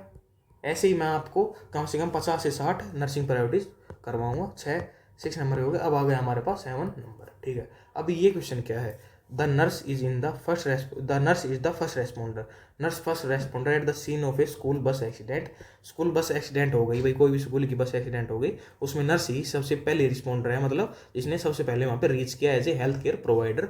The nurse triage the victims from highest to lowest priority as follows. मतलब इसके बाद इसमें इस क्वेश्चन में ट्राइज सिस्टम के बारे में बताया गया है कि भाई जो भी विक्टिम्स हैं, जो भी स्टूडेंट्स हैं स्कूल बस वाले, उनको हम कैसे कैसे ट्राइज में बांटेंगे भाई, किसको अर्जेंट में रखेंगे, किसको अमरजेंट में, किसको नॉन अर्जेंट में हम रखेंगे, कैसे कैसे हम करेंगे। तो इसमें ऑप्शन दे रखे हैं, confuse child with bright red blood pulsating from A leg wound. मतलब एक क्लाइंट हमारे पास ये भाई, एक बच्चा है वो कंफ्यूज है, उसमें ब्राइट रेड कलर की ब्लीडिंग आ रही है एंड पल्सेटाइन ब्लीडिंग आ रही है, जैसे हमारी जो होती है पल्स होती है वो पल्सेटिंग करती है, मतलब हार्ट कॉन्ट्रैक्शन है रिलैक्सेशन करता है जब पल्सेशन होती है, तो उस दौरान ब्राइट रेड कलर का आ रहा है, मतलब आर्टेरियल ब्लीडिंग हो रही है। इसमें क्या बताया गया है, that is arterial bleeding patient को हो रही है। एक लाइन तो हमारे पास आर्टेरियल ब्लीडिंग का। अगला हमारे पास child with close head wound and multiple compound fracture of the arms and legs. दूसरा क्लाइंट हमारे पास, उसको क्या है, क्लोज हेड वाउंड हुई, हेड इंजरी हुई इसकी क्लोज टाइप की, और मल्टीपल कंपाउंड फ्रैक्चर्स है हाथ पर और पैर पर। ठीक है, 2 क्लाइंट हो गए। तीसरा क्लाइंट है हमारे पास, वो कौन सा है, चाइल्ड विद सिंपल फ्रैक्चर, उसको सिंपल फ्रैक्चर है ऑफ द आर्म, हाथ का simple fracture, complaining of arm pain, वो हाथ में दर्द की कंप्लेन करने लग रहा है, तो इसको हम कौन सी ट्राइज में रखेंगे। ठीक है, अब अगला था हमारा सोबिंग child with several minor laceration on face arms and leg, मतलब उसको माइनर सी खरोच आ रही है, जैसे झुलसा नहीं जाता है, गिर जाते हैं तब बाइक से या फिर कहीं से भी, वही उस टाइप का ही चौथा क्लाइंट है हमारे पास। तो ये 4 क्लाइंट दिए गए हैं, इनको हम कैसे प्रायोरिटीज में रखेंगे, मतलब सबसे पहले मतलब कैसे हाई मैनेज करना है, from highest to lowest priority में हमें ये मैनेज करना है भाई। सबसे पहले नर्स किसको केयर देगी, उसके बाद किसको, और उसके बाद किसको, और लास्ट में किसको केयर देगी। तो ये ट्रायज सिस्टम का हमारा question, that is triage system. ठीक है, ट्राई सिस्टम का हमारे की क्वेश्चन है, ट्राई सिस्टम होता क्या है, क्या इसमें नर्सिंग प्रायोरिटीज होती हैं, ये हम इसमें पढ़ेंगे। इसमें मेनली कलर्स के बारे में पढ़ेंगे। तो हमारे पास ट्राई सिस्टम, हमारे पास 3 कंपोनेंट्स आते हैं। कौन कौन से 3 कंपोनेंट है वो, पहला है emergent, that is emergent, second है हमारे पास अर्जेंट, एंड तीसरा हमारे पास नॉन अर्जेंट। ये 3 कैटेगरी आती है हमारे पास ट्राइज सिस्टम के अंदर। ठीक है, जो इमरजेंट होती है उसको हम लाइफ थ्रेटनिंग कंडीशन भी बोलते हैं, that is life threatening condition हमारी इमरजेंट में आती है। ठीक है, इसको कौन सा कलर कोड देते हैं हम, दैट इज रेड में हम इसको रखते हैं। अर्जेंट को कौन सी उसमें रखते हैं, इसको 1 से 2 घंटे में केयर हम प्रोवाइड कर सकते हैं, एंड इसको येलो ट्राई सिस्टम में हम रखते हैं अर्जेंट को। अब आती है हमारे पास नॉन अर्जेंट को 3 से 4 घंटे में हम ट्रीटमेंट दे सकते हैं, मतलब इतनी इमरजेंसी वाली बात नहीं है। ठीक है, इसको रखते हैं हम ग्रीन में। अब जो इमरजेंट ट्राइज सिस्टम में आ रहे हैं उनकी लाइफ को थ्रेटनिंग है, मतलब बहुत ही ज़्यादा इमरजेंसी कंडीशन है, जैसे भाई सीधा उसको कुछ भी चाकू वगैरह लग रहा हो या फिर ज़्यादा एक्टिव ब्लीडिंग हो रही हो भाई, कार्डियक अरेस्ट का पेशेंट, तो वो होती है हमारे पास रेड में आते हैं इमरजेंट कंडीशन, जो कि लाइफ थ्रेटनिंग कंडीशन होती हैं, रेड ट्राइज में हम उनको डालते हैं। फिर आती है अर्जेंट, जिसको हम 1 से 2 घंटे में केयर कर सकते हैं, और उसको येलो ट्राइज में हम डालते हैं। उसके बाद आती है हमारे पास नॉन अर्जेंट, जो कि ग्रीन ट्राइज में होती है, 3 से 4 घंटे के बाद हम उसको ट्रीटमेंट कर सकते हैं। और जो डेड पर्सन होता है, दैट इज डेड पर्सन होता है हमारे पास ब्लैक ट्राइज, ब्लैक टैग देते हैं हम डेड पर्सन को, जिसको हम मतलब मरे हुए इंसान को हम ब्लैक टैग देते हैं। तो अमरजेंट का हो गया रेड, अर्जेंट का हो गया येलो, नॉन अर्जेंट का हो गया green. Life threatening condition emergent होती है 1 से 2 घंटे में अर्जेंट वाले को ट्रीट कर सकते हैं, एंड नॉन अर्जेंट को हम 3 से 4 घंटे में ट्रीट कर सकते हैं। रेड येलो ग्रीन, ये था हमारा ट्राइज सिस्टम। अब एक ऑप्शन में देखते हैं, सबसे नीचे से करते हैं। जैसे सोबिंग child with several minor laceration on face arm and leg, मतलब एक क्लाइंट ऐसा जिसमें माइनर लेसरेशन थोड़ा छुला है, तो ये तो हमारी प्रायोरिटी कभी नहीं हो सकती, ये तो हमारी सबसे लोवेस्ट है। हमें हाईएस्ट टू लोवेस्ट बताना है, तो सबसे नीचे हम रखते हैं 4 को, ठीक है। एंड उसके बाद क्या है, child with simple fracture, simple fracture है, इसको हम मतलब सिंपल फ्रैक्चर को भी हम आराम से ट्रीट कर सकते हैं, इसको हम ग्रीन में रखेंगे इन केस ऑफ नॉन अर्जेंट। तो उसके बाद हमारे पास तीसरा ऑप्शन आएगा, ठीक है, मतलब ये उससे थोड़े सी जल्दी ट्रीटमेंट करेंगे इसका। एंड सबसे लास्ट में तो हम लेसरेशन वाला का करेंगे। फिर है चाइल्ड विद हेड इंजरी, जो हमारे पास हेड इंजरी आता है वो हमेशा इमरजेंसी में ही हम इंक्लूड करते हैं, emergency and multiple compound fracture, इसको हम इमरजेंसी में इंक्लूड करते हैं। लेकिन सबसे पहले जो पहला ऑप्शन है उसमें भी ये बताया गया है भाई क्लाइंट कन्फ्यूज है। कन्फ्यूज का क्या मतलब, अगर क्लाइंट कन्फ्यूज है तो कन्फ्यूज का मतलब ये है भाई पेशेंट हाइपोक्सिया में जा रहा है, मतलब पेशेंट के ब्रेन के पास प्रॉपर अमाउंट में ऑक्सीजन नहीं जा रही। अब ऑक्सीजन क्यों नहीं जा रही, विद भाई क्लाइंट को ब्लीडिंग हो रही है, किस कलर की ब्लीडिंग हो रही है, that is bright red colour bleeding. Bright red colour किस में होती है, आर्टरीज में होती है, तो ये आर्टियल ब्लीडिंग हमने पहले ही लिख दिया। पल्सेटिंग आर्टरीज में ही पल्सेशन होती है हमारे पास, तो ये सीधा सही ये ऑप्शन हमें ये बता रहा है कि पेशेंट को या फिर क्लाइंट को एक्टिव ब्लीडिंग हो रही है, आर्टीरियल ब्लीडिंग, जिसमें ब्राइट रेड कलर की ब्लीडिंग हो रही है, इससे ये डिनोट होगा भाई आर्टीरियल ब्लीडिंग है। पल्सेशन से भी डिनोट होगा भाई ये आर्टीरियल ब्लीडिंग है। कंफ्यूज चाइल्ड है तो इससे हमें ये डिनोट हो गया कि भाई बच्चा है वो हाइपोक्सिया में जा रहा है due to deficiency of oxygen to brain. Oxygen की डिफिशियंसी क्यों है, क्योंकि ब्लीडिंग होने लग रही है, ब्रेन के पास प्रॉपर अमाउंट में ब्लड नहीं जा रहा, और ब्लड नहीं जा रहा तो उसके पास ऑक्सीजन भी प्रॉपर अमाउंट में नहीं जा रही, ठीक है। तो सबसे मेन प्रायोरिटी हमारे पास यही बन जाएगी कि कंफ्यूज चाइल्ड, मतलब इसमें जो हमारे पास इमरजेंसी कंडीशन है, तो सबसे पहले हम पहले वाले को ट्रीट करेंगे, फिर दूसरे वाले को। हमारे पास आंसर ये हो जाएगा, दैट इज 1 2 3 4। सबसे पहले फर्स्ट ऑप्शन वाले को ट्रीट करेंगे जो कि इमरजेंट केस है, उसके बाद सेकंड ऑप्शन वाले क्लाइंट को, फिर थर्ड ऑप्शन वाले क्लाइंट को, एंड उस लास्ट में सबसे फोर्थ ऑप्शन वाले क्लाइंट का जिसमें माइनर लेसरेशन ही हो रही थी। मतलब ये आपको ऑप्शंस को डिकोड करना है भाई, हमें कैन से आंसर देना है एग्जामिनर को। अब इसमें जैसे हमने एक वर्ड पकड़े भाई, ब्राइट रेड कलर की ब्लीडिंग है तो आर्टरीज में ब्राइट रेड कलर होता है, आर्टेरियल, और साथ साथ में पल्सेशन दे दिया, इसमें पल्सेशन हो रही तो 100% श्योर होगा भाई आर्टेरियल ब्लीडिंग हो रही है, ठीक है। अब कन्फ्यूजन क्यों होता है, जब हमारे पास ब्रेन को proper amount of oxygen supply नहीं होती है तब कन्फ्यूज होता है। अब सप्लाई क्यों नहीं हो रही, उसके बाद पढ़ा उन पर ब्लीडिंग हो रही तो ब्रेन के पास ब्लड नहीं जा रहा, तो ऑक्सीजन नहीं जा रही, इसकी वजह से हाइपोक्सिया में जा रहा है, तो ये हमारे पास इमरजेंसी कंडीशन होगी। तो ऐसे हम ऑप्शन को करेक्ट करते हैं। ये हमारे पास ट्राई सिस्टम आ गया, urgent, emergent and non urgent, ठीक है। अब ये हमने 7वां कंडीशन पढ़ी थी, अब हम पढ़ते हैं अपनी 8वीं कंडीशन। भाई 8वीं कंडीशन में कौन सा टॉपिक है, मतलब मैं फिर से कह रहा हूँ, आप क्वेश्चन पर ध्यान मत देना, जितना इन टॉपिक पर देना, इनकी प्रायोरिटीज आप याद कर लेना। इसमें मतलब जैसे हर एक क्वेश्चन में 7 7 8 8 प्रायोरिटीज बन रही है। अब ऑप्शन में या तो एक भी उसका नहीं दे, ट्रिक नहीं दे कि भाई हम नर्स ने क्या किया, सबसे पहले मान लो आप कंडीशन दे दी और इसमें नर्स क्या करेगी ये पूछ ले, या फिर उसके 2 3 स्टेप ही क्वेश्चन में एक्सप्लेन कर दे कि भाई नर्स ने ये कर लिया और ये कर लिया, अब इसके बाद नर्सिंग एक्शन क्या रहेगा, पहला नर्सिंग एक्शन। तो इसमें आपको सारी प्रायोरिटीज़ बिल्कुल सीरीज में याद होनी चाहिए, एक दिन में याद नहीं होंगी लेकिन एक दिन जरूर याद होंगी, ठीक है। अगला क्वेश्चन हमारे पास, a nurse notice blood transfusion, nurse ने नोटिस किया ब्लड ट्रांसफ्यूजन रिएक्शन, नर्स ने नोटिस किया कि ब्लड ट्रांसफ्यूजन रिएक्शन हो रही है एक पेशेंट में, while transfusing blood after stopping, उसने ब्लड को स्टॉप कर दिया। देखिए अब इसमें क्वेश्चन में ही बता दिया, after stopping the blood transfusion stop करते हैं, wait will be the next nursing step, मतलब उसके बाद अगला नर्सिंग एक्शन हमारा क्या रहेगा। इसमें बताया गया है कि ब्लड ट्रांसफ्यूजन रिएक्शन हो गई थी, ब्लड ट्रांसफ्यूजन चल रहा था किसी पेशेंट में, उसमें ब्लड ट्रांसफ्यूजन रिएक्शन हो गई, ठीक है। अब उसमें उस नर्स ने जो ट्रांसफ्यूजन चल रहा था उसको स्टॉप कर दिया। अब स्टॉप करने के बाद नर्सिंग प्रायोरिटी हमारी क्या रहेंगी, या तो क्वेश्चन ऐसे भी आ सकता है भाई ब्लड ट्रांसफ्यूजन चल रहा था, पेशेंट को ब्लड ट्रांसफ्यूजन रिएक्शन हो गई तो पहले नर्सिंग एक्शन क्या रहेगा, तो उसमें हमारा सबसे पहले नर्सिंग एक्शन आ जाता कि स्टॉप द ब्लड ट्रांसफ्यूजन, लेकिन ये तो इसने क्वेश्चन में दे दिया। अब जो हमारा अगला स्टेप आएगा वो इसमें हो जाएगा, ठीक है। तो जैसे ऑप्शन पढ़ते हैं, notify the health care provider and blood bank, भाई हेल्थ केयर प्रोवाइडर को नोटिफाई करेंगे और ब्लड बैंक को नोटिफाई करेंगे। Stay with the client observing sign symptoms and monitoring vital sign every 5 minute, हर 5 मिनट में हम क्लाइंट के साइन सिम्टम्स को मॉनिटर करेंगे और क्लाइंट के साथ हम स्टे करेंगे, वहीं पे रहेंगे।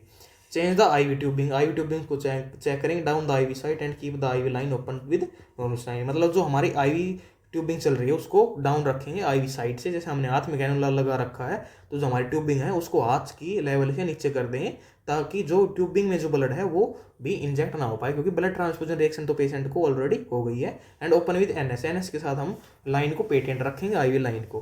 Prepare to administration of emergency medication as prescribe, उसके बाद हम इमरजेंसी मेडिकेशन को प्रेस्क्राइब करेंगे। तो इन 4 ऑप्शन में जो ट्रांसफ्यूजन को स्टेप करने के बाद कौन सा स्टेप हमारा आएगा, ये बात आती है अब प्रायोरिटीज की। ठीक है, किसकी प्रायोरिटीज पढ़ेंगे हम, blood transfusion reaction, blood transfusion reactions. ठीक है, इसके अंदर हम नर्सिंग प्रायोरिटीज को पढ़ेंगे। ब्लड ट्रांसफ्यूजन रिएक्शन क्या क्या हो सकती है, दैट इज पेशेंट को भाई साइनोसिस हो सकता है, डाइफोरेसिस की कंडीशन हो सकती है पेशेंट को, मतलब ज़्यादा पसीने आना। ठीक है, पेशेंट को चेस्ट पेन हो सकता है। ठीक है, पेशेंट को चिल्स हो सकती है, पेशेंट को फीवर हो सकता है एकदम से, पेशेंट पेलरनेस का हो सकता है। ठीक है, स्वेलिंग हो सकती है पेशेंट को। ठीक है, and dyspnoea, difficulty in breathing होने लग सकती है। ये हमारे पास ब्लड ट्रांसफ्यूजन रिएक्शन के सिम्टम्स हैं, that is cyanosis, diaphoresis, chest pain, chills, fever, paleness, swelling and dyspnoea. ठीक है, ब्लड ट्रांसफ्यूजन रिएक्शन भाई हो गई। अब उसके बाद इसमें प्रायोरिटीज क्या आती हैं, दैट इज प्रायोरिटीज हमारे पास क्या आती हैं। तो स्टार्ट करते हैं हमारी priorities in case of blood transfusion reaction.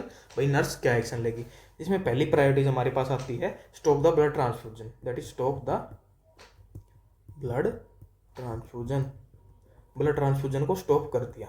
ठीक है, ये तो हमारे पास ऑप्शन में भी मतलब क्वेश्चन में भी दे रखा है, दे रहा stop the blood transfusion, blood transfusion stop कर दिया।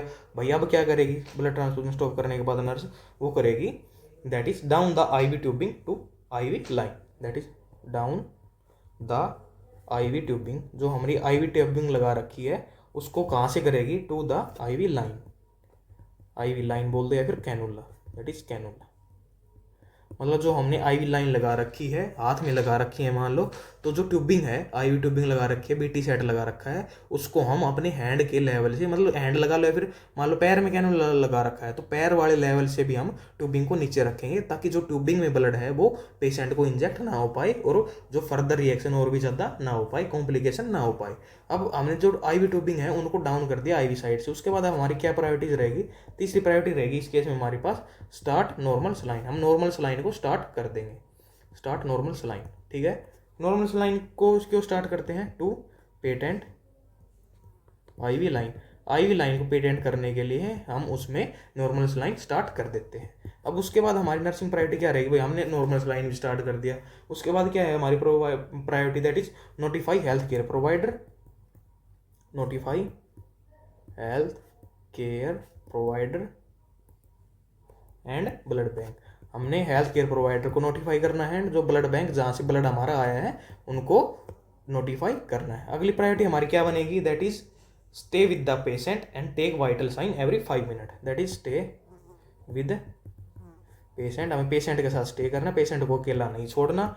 एंड टेक वाइटल साइन, हमें वाइटल साइन लेने हैं पेशेंट के, take vital signs every 5 minutes, हर 5 मिनट में हम पेशेंट के वाइटल साइंस लेंगे और पेशेंट के साथ ही रहेंगे। ठीक है, उसके बाद ये एक्शन कर लिया नर्सिंग एक्शन, उसके बाद क्या करेंगे, prepare emergency medication, that is prepare emergency medication. जो ब्लड ट्रांसफ्यूजन रिएक्शन की ड्रग ऑफ चॉइस कौन सी होती है, that is drug of choice हमारे पास होती है, that is Benadryl, DRYAL, that is Benadryl हमारे पास ड्रग ऑफ चॉइस होती है इन case of blood transfusion reaction. तो हम इस ड्रग को प्रिपेयर करेंगे। अगली नर्सिंग प्रायोरिटी हमारे पास क्या है, that is take urine sample, urine sample हमें लेना है, take urine sample. Urine sample क्यों लेना है, क्योंकि आरबीसी का डिस्ट्रैक्शन होने लग जाता है और थ्रो द यूरिन ब्लड आने लग जाता है। ठीक है, जिसको हम हिमैट यूरिया भी बोलते हैं, दैट इज हिमैट यूरिया। ठीक है, उसको असेस करने के लिए हम ब्लड यूरिन का सैंपल लेते हैं। उसके बाद यूरिन का सैंपल ले लिया, उसके बाद हमारी प्रायोरिटी क्या रहेगी, दैट इज सेंड ब्लड, हमें ब्लड को सेंड करना है, ब्लड को सेंड करना है आईवी ट्यूबिंग को, जो हमने ट्यूबिंग लगा रखी थी, बीटी सेट लगा रखा था, बीटी सेट ब्लड ट्रांसफ्यूजन का सेट एंड लेबल्स, जो हमने उसके ऊपर लेबल लगा रखा था, भाई इसमें क्या चल रहा है, लेबल्स टू ब्लड बैंक। हमें ब्लड बैंक के अंदर वो ट्यूबिंग, बीटी सेट और ब्लड को, जो बचा हुआ ब्लड है उसको ब्लड बैंक में भेजेंगे ताकि वो ये जांच कर सके भाई ये इन्फेक्शन या फिर एलर्जी या फिर ब्लड ट्रांसफ्यूजन रिएक्शन क्यों हुई है पेशेंट में। उसके बाद क्या है जो हमारे सबसे लास्ट आता है, that is document the finding. Document the finding, उसके बाद हम फाइंडिंग्स को डॉक्यूमेंट करेंगे कि भाई क्या क्या हुआ था, पेशेंट को कैसे एलर्जी हुई, कैसे रिएक्शन हुआ और कैसे हमने उसका मैनेजमेंट किया। तो ये था हमारी in case of blood transfusion reaction हमारी प्रायोरिटीज। सबसे पहले ब्लड ट्रांसफ्यूजन को रोकेंगे, फिर डाउन द आईवी ट्यूबिंग को डाउन करेंगे to the IV cannula side से। उसके बाद नॉर्मल सलाइन को स्टार्ट करेंगे, क्यों, to patent the IV line, sorry. उसके बाद अगला हमारा नर्सिंग एक्शन है that is notify health care provider and blood bank. And उसके बाद स्टे विद द पेशेंट और वाइटल साइन लेंगे हर 5 मिनट में।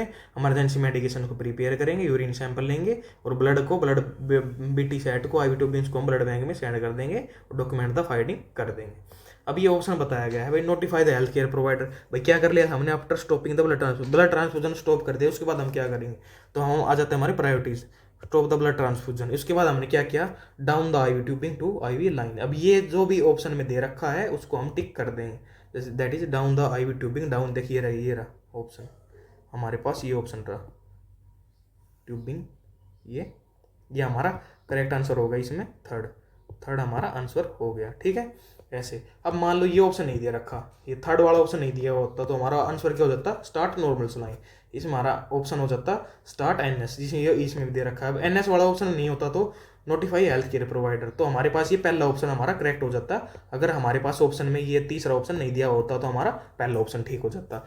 मतलब आपको क्वेश्चन देखना है, क्वेश्चन में भाई क्या बता रखा है, भाई क्या क्या नर्सिंग एक्शन हमारे हो चुके हैं और क्या हमें करना है। अब इसमें ब्लड ट्रांसफ्यूजन स्टॉप कर दिया था, उसके बाद बताना था। अब ये भी नहीं कहते तो हम करते सबसे पहले ब्लड ट्रांसफ्यूजन को स्टॉप। अब मान लो भाई ब्लड ट्रांसफ्यूजन स्टॉप कर दिया, ये भी क्वेश्चन में दे रखा है, और डाउन द आईवी ट्यूबिंग ये वाला जो नर्सिंग एक्शन वो भी क्वेश्चन में दे रखा है। तो उसके बाद क्या करेंगे हम, स्टार्ट द नॉर्मल सलाइन। उसके बाद हम हमारा फर्स्ट नर्सिंग एक्शन होगा स्टार्ट द नॉर्मल सलाइन, ठीक है। तो ऐसे हम इन क्वेश्चन को जो सिनेरियो बेस्ड मतलब सीन दिए होते हैं उनको सोल्व करते हैं। अब अगला क्वेश्चन आ गया हमारे पास, दैट इज 9वां नंबर, ठीक है। ये कौन सा है, ए नर्स इज, सॉरी शायद मिस टाइप है, post caring, that is caring is carrying a post laparotomy patient, she notice protrusion of internal organs through the incision, that will be the priority nursing action। मतलब एक laparotomy हुई है किसी patient की, उसकी nurse care करने लग रही है, तो उसने देखा, नर्स ने देखा कि जो इंटरनल ऑर्गन्स है ना उसके, जैसे इंटेस्टाइन हो गए, लार्ज इंटेस्टाइन, ये बाहर आ गए, प्रोट्रूज हो गए थ्रू द इंसिजन, जो हमने कट लगाया था ड्यूरिंग द सर्जरी, उससे ही सभी ऑर्गन्स इंटरनल ऑर्गन्स हमारे बाहर आ गए। तो इसमें wait will be the first nursing priority. तो इसमें पहली नर्सिंग प्रायोरिटी हमारे पास क्या रहेगी, तो इसमें ऑप्शन दे रखे call for help, notify the health care provider, stay with the patient and place the client in low follower position with knees bent. तो हमारे पास ये 4 ऑप्शन दे दिए भाई, इसमें क्या करेगी, इस कंडीशन को क्या बोलते हैं, जो ये आया है इसको, भाई जो इंटरनल ऑर्गन प्रोट्रूड हुए थ्रू द इंसिजन, इसको क्या बोलते हैं, इसका एक साइंटिफिक टर्म है, उसको बोलते हैं दैट इज एविसरेशन। एविसरेशन इस कंडीशन को बोलते हैं जिसमें पोस्ट ऑपरेटिव पेशेंट में जब वो प्रेशर पड़ता है एब्डोमेन पर, मान लो उसने खांसा, कफिंग की, तो उसका जो इंटरनल ऑर्गन्स हैं that is small intestine, large intestine, वो इंसिजन, जब इंसिजन बना रखे थे जो स्टिचेज को तोड़कर भी हमारे ऑर्गन्स बाहर आ जाएंगे, तो उस केस में नर्सिंग प्रायोरिटी क्या रहेगी, नर्स क्या करेगी उस केस में, तब इसमें हम पढ़ते हैं नर्सिंग प्रायोरिटीज। एविसरेशन के केस में हमारी नर्सिंग प्रायोरिटीज क्या रहेंगी, इस क्वेश्चन में ये पूछा गया है, ठीक है। अब हम पढ़ते हैं नर्सिंग प्रायोरिटीज हमारी। सबसे पहली नर्सिंग प्रायोरिटी हमारी होती है इस केस में जब एविसरेशन हो जाता है, मतलब इंटरनल ऑर्गन्स हमारे प्रोट्रूड हो जाते हैं, उस केस में हमारा पहला नर्सिंग होता है, नर्सिंग एक्शन होता है call for help, that is call for help. Call for हमारा सबसे पहला नर्सिंग एक्शन होता है इन केस ऑफ एविसरेशन। उसके बाद नर्स क्या करती है कॉल फॉर हेल्प करने के बाद, that is notify health care provider, notify health care provider. उसके बाद हमें हेल्थ केयर प्रोवाइडर मतलब डॉक्टर को हमें इन्फॉर्म करना है, नोटिफाई करना है। उसके बाद क्या करना है हमारे, हमको stay with the patient, patient के साथ ही स्टे करना है, stay with the patient and check vital signs, and check vital signs, हमें पेशेंट के वाइटल साइंस को चेक करना है। उसके बाद क्या करेंगे हम पेशेंट को पोजीशन प्रोवाइड करेंगे, कौन सी provide, place in low Fowler position, that is low Fowler position with knees bent, घुटनों को मोड़कर हमें सेमीफोलर पोजीशन प्रोवाइड करनी है, ताकि जो ऑर्गन्स प्रोट्रूड हुए हैं थ्रू द इंसिजन उनके ऊपर प्रेशर ना पड़ पाए और वो उनकी नेक्रोसिस ना हो पाए ड्यू टू प्रेशर की वजह से। अभी हमने उसको लो फोलर पोजीशन में पेशेंट को टिका दिया। अब क्या करेंगे, पांचवा हमारे पास most sterile NS, most sterile normal saline, that is normal saline dressing करेंगे हम उसमें, normal saline dressing over the open site. जो भी ओपन साइट है, मतलब एविसरेशन जहाँ हुआ है, इंटरनल ऑर्गन्स प्रोट्रूड हुए हैं, उनके ऊपर हम नॉर्मल सलाइन की, मॉइस्ट स्टेराइल नॉर्मल सलाइन की ड्रेसिंग कर देंगे, ताकि वो उनमें सूख ना पाए वो ऑर्गन्स हमारे।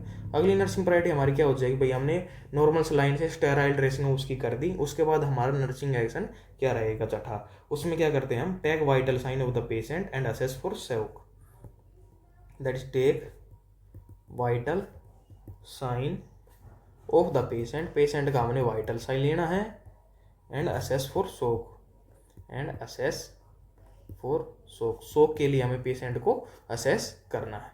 अब अगला हमारी नर्सिंग प्रायोरिटीज क्या होगा भाई, हमने वाइटल साइन ले लिया, उसमें क्या होगा, prepare patient for surgery, patient को हमें सर्जरी के लिए दोबारा से प्रिपेयर करना है, prepare the client for surgery, surgery के लिए हमें उस क्लाइंट को दोबारा से प्रिपेयर करना है। एंड उसके बाद डॉक्यूमेंट द फाइंडिंग, जो कि हम हर प्रोसीजर में करते हैं, that is document the finding, हमें फाइंडिंग को डॉक्यूमेंट करना है। ठीक है, तो ये था हमारा इन nursing priorities in case of evisceration, जिसमें इंटरनल ऑर्गन्स हमारे प्रोट्रूड हो रहे थे। तो इसमें हम कैसे करेंगे, इसमें बताया भाई इंटरनल ऑर्गन्स प्रोट्रूड हो गए, तो इसमें सबसे पहले हमारे पास क्या थी, कॉल फॉर हेल्प। तो हमारा करेक्ट ऑप्शन तो ये हो गया। लेकिन अगर इसमें मान लो सीरीज में पूछ लेते भाई, चार ऑप्शन दे दिए हमारे पास, इनको हो सीरीज में लगाना है भाई, highest priority to lowest priority. हम सबसे पहले क्या करेंगे, उसके बाद क्या करेंगे, उसके बाद क्या करेंगे, देन सबसे लास्ट में हम क्या करेंगे, ऐसे पूछ लेते तो क्या होता, सबसे पहले हमारे पास आता ए करेक्ट होता हमारे पास। उसके बाद कॉल फॉर हेल्प के बाद क्या किया हमने, notify the health care provider, ये कहाँ है, ये हमारा पास बी ऑप्शन है। ठीक है, ये हमारे पास दूसरी प्रायोरिटी होगी। उसके बाद स्टे विद द पेशेंट हमारी तीसरी प्रायोरिटी, तो ये सी हमारा हो गया, एंड डी उसके बाद जो लास्ट ऑप्शन बचा है, तो ये हमारा ये हो गया ए बी सी डी हमारा प्रायोरिटी होगी, from highest priority to lowest priority. बाकी अगर एक ऑप्शन पूछे तो इसका ऑप्शन हो जाएगा ए, क्योंकि इसमें एविसरेशन में सबसे मोस्ट कॉमन, एंड सबसे मोस्ट कॉमन कह रहा हूँ, सबसे प्रायोरिटी नर्सिंग एक्शन क्या होता है, that is call for help, हम हेल्प के लिए कॉल करते हैं। और हाईएस्ट प्रायोरिटी लोवेस्ट प्रायोरिटी पूछे तो A B C D. Nursing priorities call for help, notify health care provider, stay with the patient and check vital sign, place in low Fowler position and knee band, most sterile normal line का use करेंगे और vital sign लेंगे patient का, prepare the client for surgery, surgery के लिए client को prepare करेंगे, and document the finding, हम फाइंडिंग को डॉक्यूमेंट करेंगे। ठीक है, ये था हमारा इन केस ऑफ एविसरेशन। अब अगला, तो ये क्या नंबर था हमारे पास, ये दैट इज था, ये था 9वां नंबर। अगला क्वेश्चन करेंगे सोल्व हम 10वां नंबर। ऐसे आपको बहुत ही बेहतरीन नोट्स बन जाएंगे आपको। अगला है, अगला क्वेश्चन हमारे पास, ये patient and anaphylactic reaction by medication after stopping the medication and contact the health care provider. तो ये प्रोडक्ट की जगह प्रोवाइडर, सॉरी टाइपिंग मिस्टेक बहुत ज़्यादा हो रखी है, that is provider, health care provider but will the nurse first action. मतलब किसी पेशेंट में कोई मेडिकेशन दे रहे थे हम, उसकी वजह से उसको एनाफाइलेक्टिक रिएक्शन हो गई, मतलब एलर्जिक रिएक्शन हो गई। उसके बाद नर्स ने क्या किया भाई, मेडिकेशन को स्टॉप कर दिया एंड हेल्थ केयर प्रोवाइडर को कांटेक्ट कर लिया। उसके बाद हमारा नर्सिंग एक्शन क्या रहेगा। ठीक है, इसमें ये पूछा गया कि भाई उसमें एनाफाइलेटिक रिएक्शन हो गई है पेशेंट को ड्यू टू मेडिकेशन, हमने मेडिकेशन स्टॉप कर दी, हेल्थ केयर प्रोवाइडर को इन्फॉर्म कर दिया। उसके बाद हमारा नर्सिंग एक्शन क्या रहेगा। ऑप्शन दे रखा है, असेस रेस्पिरेटरी स्टेटस, हम उसके रेस्पिरेटरी स्टेटस को असेस करेंगे, एडमिनिस्टर ऑक्सीजन, उसको ऑक्सीजन एडमिनिस्टर करेंगे, एंड उसके बाद स्टार्ट एनएस को स्टार्ट करेंगे। उसके बाद क्या बताया है भाई, raise the client feet and leg, जो क्लाइंट के फिट एंड लेग्स हैं उनको हम रेज करेंगे। तो एनाफाइलेटिक रिएक्शन के केस में हमारी नर्सिंग प्रायोरिटीज हम पढ़ने जा रहे हैं। एनाफाइलेक्टिक रिएक्शन, ठीक है, इसमें हम क्या पढ़ रहे हैं, दैट इज नर्सिंग प्रायोरिटीज। आप ऊपर हेडिंग डाल लेना, that is anaphylactic reaction nursing priorities. चलिए स्टार्ट करते हैं हमारी नर्सिंग प्रायोरिटीज। भाई एनाफाइलेटिक रिएक्शन के केस में, चाहे वो किसी की वजह से भी हो, उस केस में हमारी नर्सिंग प्रायोरिटीज क्या रहेंगी। तो सबसे पहले हमारी नर्सिंग प्रायोरिटीज रहेगी उसमें assess the respiratory status, assess the respiratory status, हम पेशेंट का रेस्पिरेटरी स्टेटस को असेस करेंगे, कोई पेशेंट सांस ले रहा है नहीं ले रहा, एयरवे ऑब्स्ट्रक्शन तो नहीं हो गया। उसके बाद क्या करेगी nurse, stop the medication, stop the medication. हम कई बार ये गलती कर देते हैं, एज ए हमने ब्लड ट्रांसफ्यूजन रिएक्शन देखा, सबसे पहले हम क्या कर रहे थे, स्टॉप द ब्लड ट्रांसफ्यूजन। लेकिन इसमें जो एनाफाइलेटिक रिएक्शन के केस में सबसे पहले क्या आएगा, असेस द रेस्पिरेटरी स्टेटस। हमें सबसे पहले रेस्पिरेटरी स्टेटस को असेस करना है, उसके बाद हमें मेडिकेशन को स्टॉप करना है। तो ये उससे बिल्कुल अपोजिट है, मतलब इसमें प्रायोरिटी स्टॉप द मेडिकेशन ये सेकंड नंबर पे आ रही है, एंड ब्लड ट्रांसफ्यूजन रिएक्शन के केस में ये प्रायोरिटी हमारी पहली नर्सिंग एक्शन होता है। तो ये आप थोड़ा ध्यान रखेंगे। अब stop the medication, medication stop कर दी, उसके बाद हमारी नर्सिंग प्रायोरिटी क्या रहेगी, that is notify the health care provider, notify health care provider. जो नर्स है वो हेल्थ केयर प्रोवाइडर को नोटिफाई करेगी। उसके बाद हमारी नर्सिंग प्रायोरिटी क्या रहेगी, दैट इज क्या करेंगे हम, start normal saline, start normal saline. Nurse है वो नॉर्मल सलाइन को स्टार्ट कर देगी, ठीक है। एंड उसके बाद जो हमारी नर्सिंग प्रायोरिटी क्या रहेगी, एनएस को स्टार्ट करने के बाद नर्सिंग प्रायोरिटी रहेगी हमारे पास elevate the extremities. Normal saline start कर दिया, उसके बाद क्या नर्सिंग प्रायोरिटी रहेगी, that is elevate the extremities.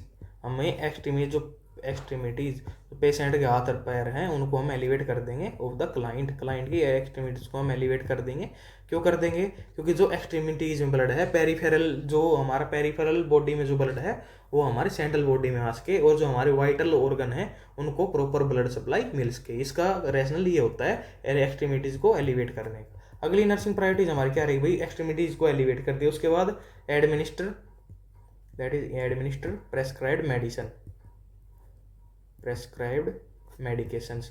जो हेल्थ केयर प्रोवाइडर ने हमें मेडिकेशन प्रेस्क्राइब की हैं उनको हम एडमिनिस्टर करेंगे। उसके बाद क्या आता है हमारे पास अगला, दैट इज सबसे लास्ट, डॉक्यूमेंट द फाइंडिंग। भाई फाइंडिंग को हम डॉक्यूमेंट करेंगे कि पेशेंट में रिएक्शन हुई, क्यों हुई, किस दवाई के कारण हुई, क्या क्या उसमें सिम्टम्स आए, क्या उसका मैनेजमेंट किया गया, कब हेल्थ केयर प्रोवाइडर को इन्फॉर्म किया गया, ड्यूटी दौरान कौन था, ये सभी मतलब जो नर्सिंग नोट्स बनते हैं या फिर जो इंसिडेंट रिपोर्ट बनती है उसमें हम ये लिखते हैं, ठीक है। अब एक क्वेश्चन देखते हैं भाई, हमने मेडिकेशन स्टॉप कर दिया और हेल्थ केयर प्रोवाइडर को इन्फॉर्म कर दिया, उसके बाद हमारी प्रायोरिटीज क्या रहेगी, रेस्पिरेटरी स्टेटस चेक कर लिया था, मेडिकेशन स्टॉप कर दी थी, एंड हेल्थ केयर प्रोवाइडर को नोटिफाई कर दिया था, एंड उसके बाद है हमारी स्टार्ट नॉर्मल सलाइन। ये हमारा ऑप्शन जो करेक्ट है दे रखा है, start normal saline, that is C हमारा ये आंसर, आंसर हमारा हो जाएगा सी, ठीक है। सी हमारा आंसर है इसमें, ये नहीं होगा, ये भी नहीं, ये भी नहीं। प्रायोरिटीज के अकॉर्डिंग स्टार्ट नॉर्मल सलाइन। तो ये था हमारे in case of anaphylactic reaction due to any drug reaction, या फिर ड्रग एडमिनिस्ट्रेशन से जो एनाफाइलेक्टिक रिएक्शन होगी उसमें हम क्या मैनेजमेंट करते हैं, क्या हमारी नर्सिंग प्रायोरिटीज हैं इसमें, ठीक है। ये था हमारा 10वां टॉपिक। अब हम करते हैं 11वां टॉपिक, दैट इज 11th। इसमें क्या बताया गया है, a one patient is brought to the emergency department. एक वन पेशेंट को इमरजेंसी डिपार्टमेंट में लेके आया गया ऑफ ए हॉस्पिटल, हॉस्पिटल में what will the nurse first nursing action. तो नर्स का पहला नर्सिंग एक्शन क्या रहेगा, मतलब अब हम पढ़ेंगे वन के केस में नर्सिंग प्रायोरिटीज। हम टॉपिक है हमारा वन, अब वन टॉपिक डाल लीजिए, उसके बाद नर्सिंग प्रायोरिटीज। वन के केस में हमारी नर्सिंग प्रायोरिटीज क्या रहेंगी, ठीक है। तो चलिए स्टार्ट करते हैं हमारे इन केस ऑफ वन, हम क्या नर्सिंग प्रायोरिटी इसमें करते हैं, ठीक है।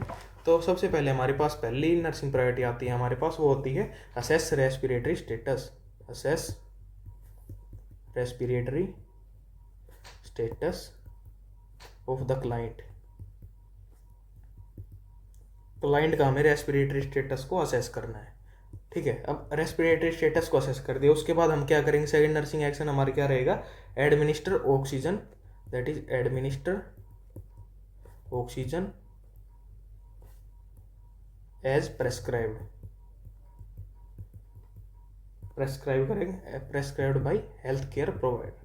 हेल्थ केयर प्रोवाइडर के द्वारा जो भी हमें ऑक्सीजन प्रेस्क्राइब की है उसको हम एडमिनिस्टर करेंगे।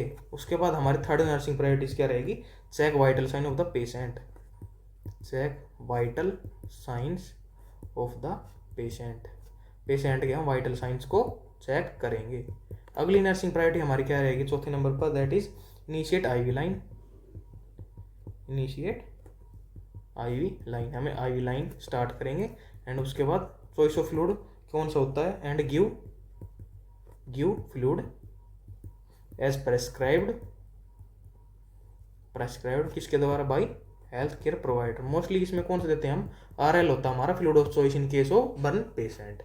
एंड अगली प्रायोरिटी हमारी क्या रहेगी इसमें, एलिवेट द एक्सट्रीमिटीज। रीजन वही है शोक को प्रिवेंट करने के लिए, एलिवेट द एक्सट्रीमिटीज, हम एक्सट्रीमिटीज को एलिवेट करेंगे पेशेंट की।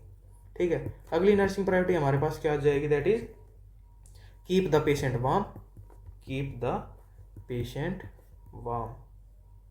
किससे हम वार्म करेंगे, that is sterile dressing, sterile linen, sterile जो लिनन है उनका यूज करके हम पेशेंट को वार्म रखेंगे। एंड एनपीओ क्यों रखेंगे, नथिंग पर माउथ क्यों रखेंगे, क्योंकि इसमें GI डिस्टर्बेंस होती है पेशेंट के केस में। ठीक है, and last step is our document the finding, that is document the finding, हम फाइंडिंग को डॉक्यूमेंट करेंगे। ठीक है, ये थी हमारी nursing priorities in case of burn patient. क्या क्या थी, सबसे पहले रेस्पिरेटरी स्टेटस को असेस करेंगे, फिर ऑक्सीजन जो एडमिनिस्टर करेंगे, जो हमें प्रेस्क्राइब की गई है बाय हेल्थ केयर प्रोवाइडर, फिर वाइटल साइन असेस करेंगे, फिर IV लाइन को इनिशिएट करेंगे, फिर फ्लूइड्स देंगे पेशेंट को, दैट इज RL होता है हमारा fluid of choice in case of burn patient. Elevate the extremities को एलिवेट करके रखेंगे। And keep the patient warm, patient को वार्म रखें किससे, स्टेरलाइन लिनन का यूज करके। एंड NPO रखें क्योंकि इसमें बर्न के पेशेंट में GI डिस्टर्बेंस हो जाता है बहुत ज़्यादा। एंड डॉक्यूमेंट द फाइंडिंग को हम डॉक्यूमेंट करेंगे।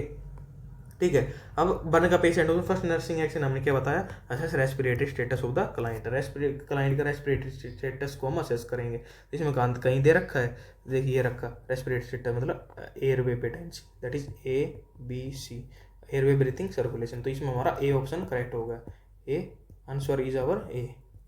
ठीक है, इसमें A आंसर होगा। ये जो हमारे बाद के स्टेप्स हैं, हमारे पहले नर्सिंग एक्शन क्या होता है, असेस द एयरवे पेटेंसी हम चेक करते हैं।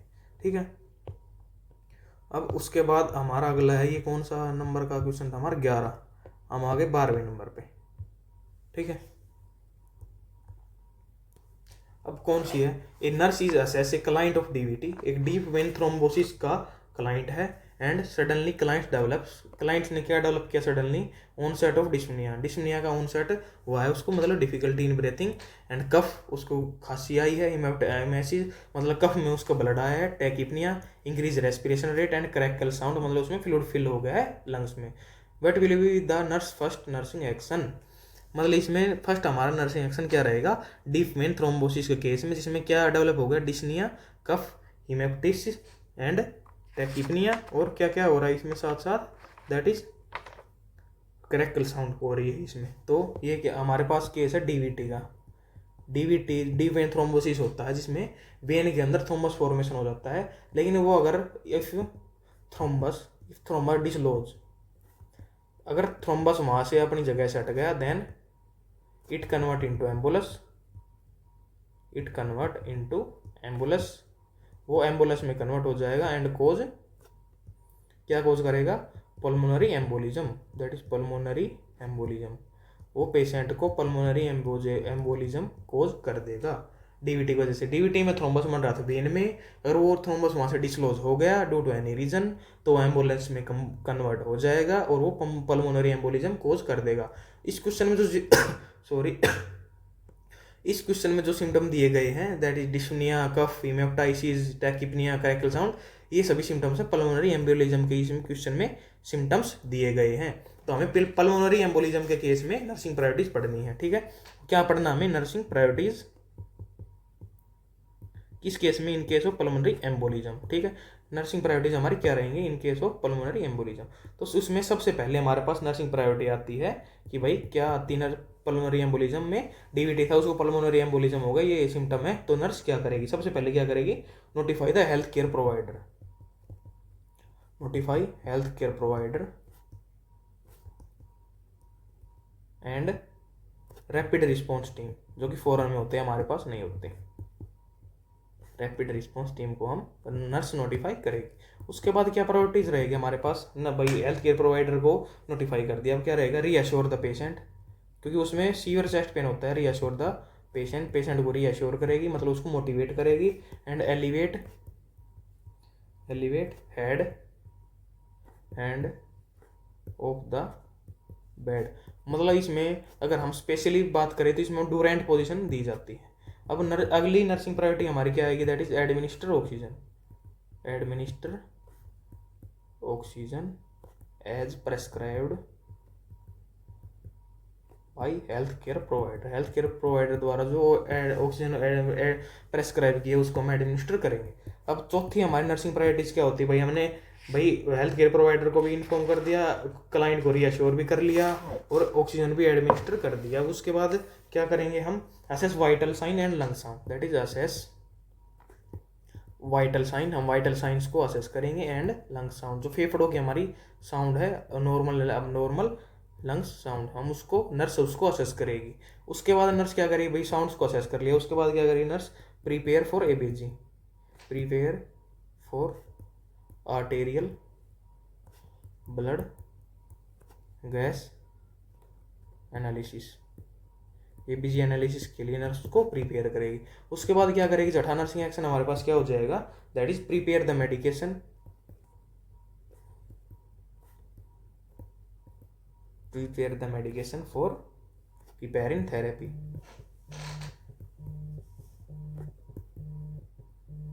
प्रिपेयरिंग थेरेपी प्रिपेयर करेगी मेडिकेशन। ठीक है, ये था हमारी nursing priorities in case of pulmonary embolism, ये थी हमारी priorities in case of pulmonary embolism.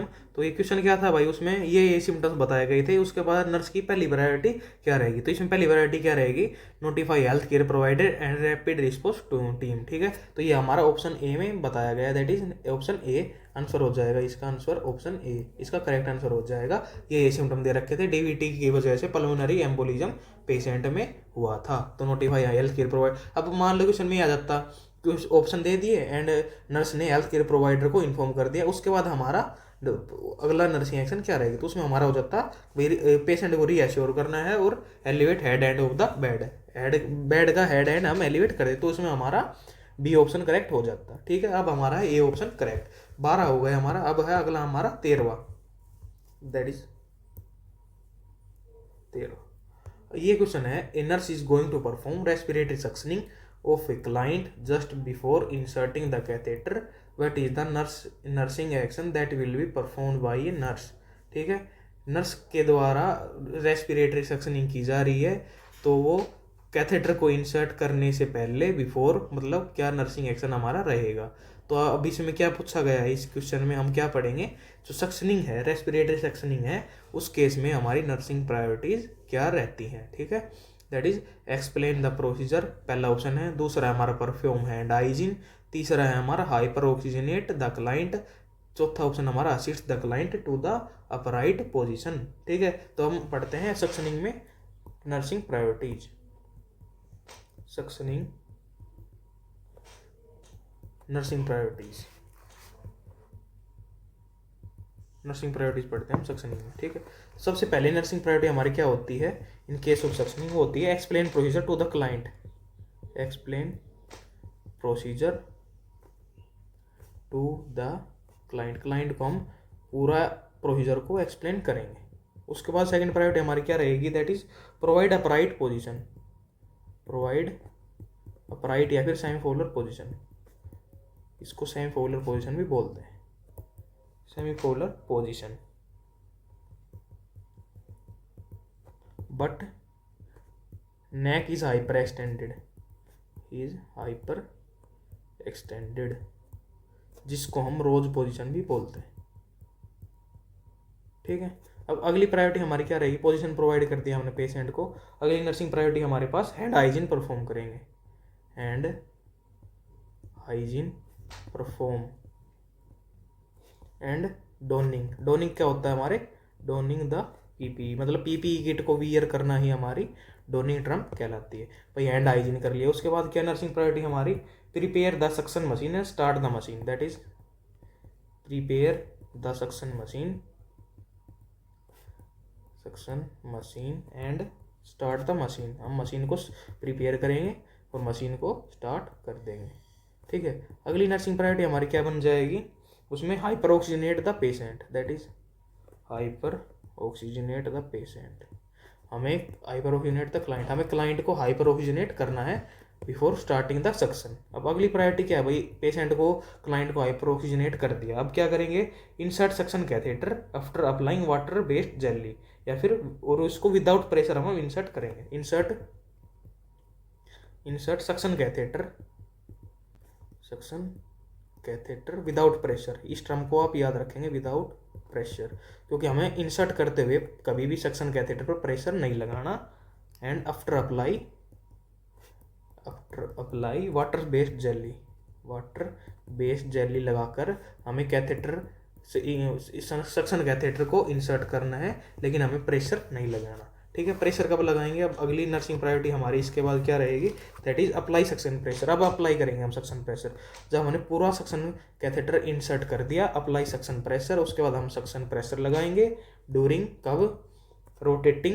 Rotate करते हुए एंड विड्राइंग बाहर निकालते हुए एंड विड्राइंग सक्शन कैथेटर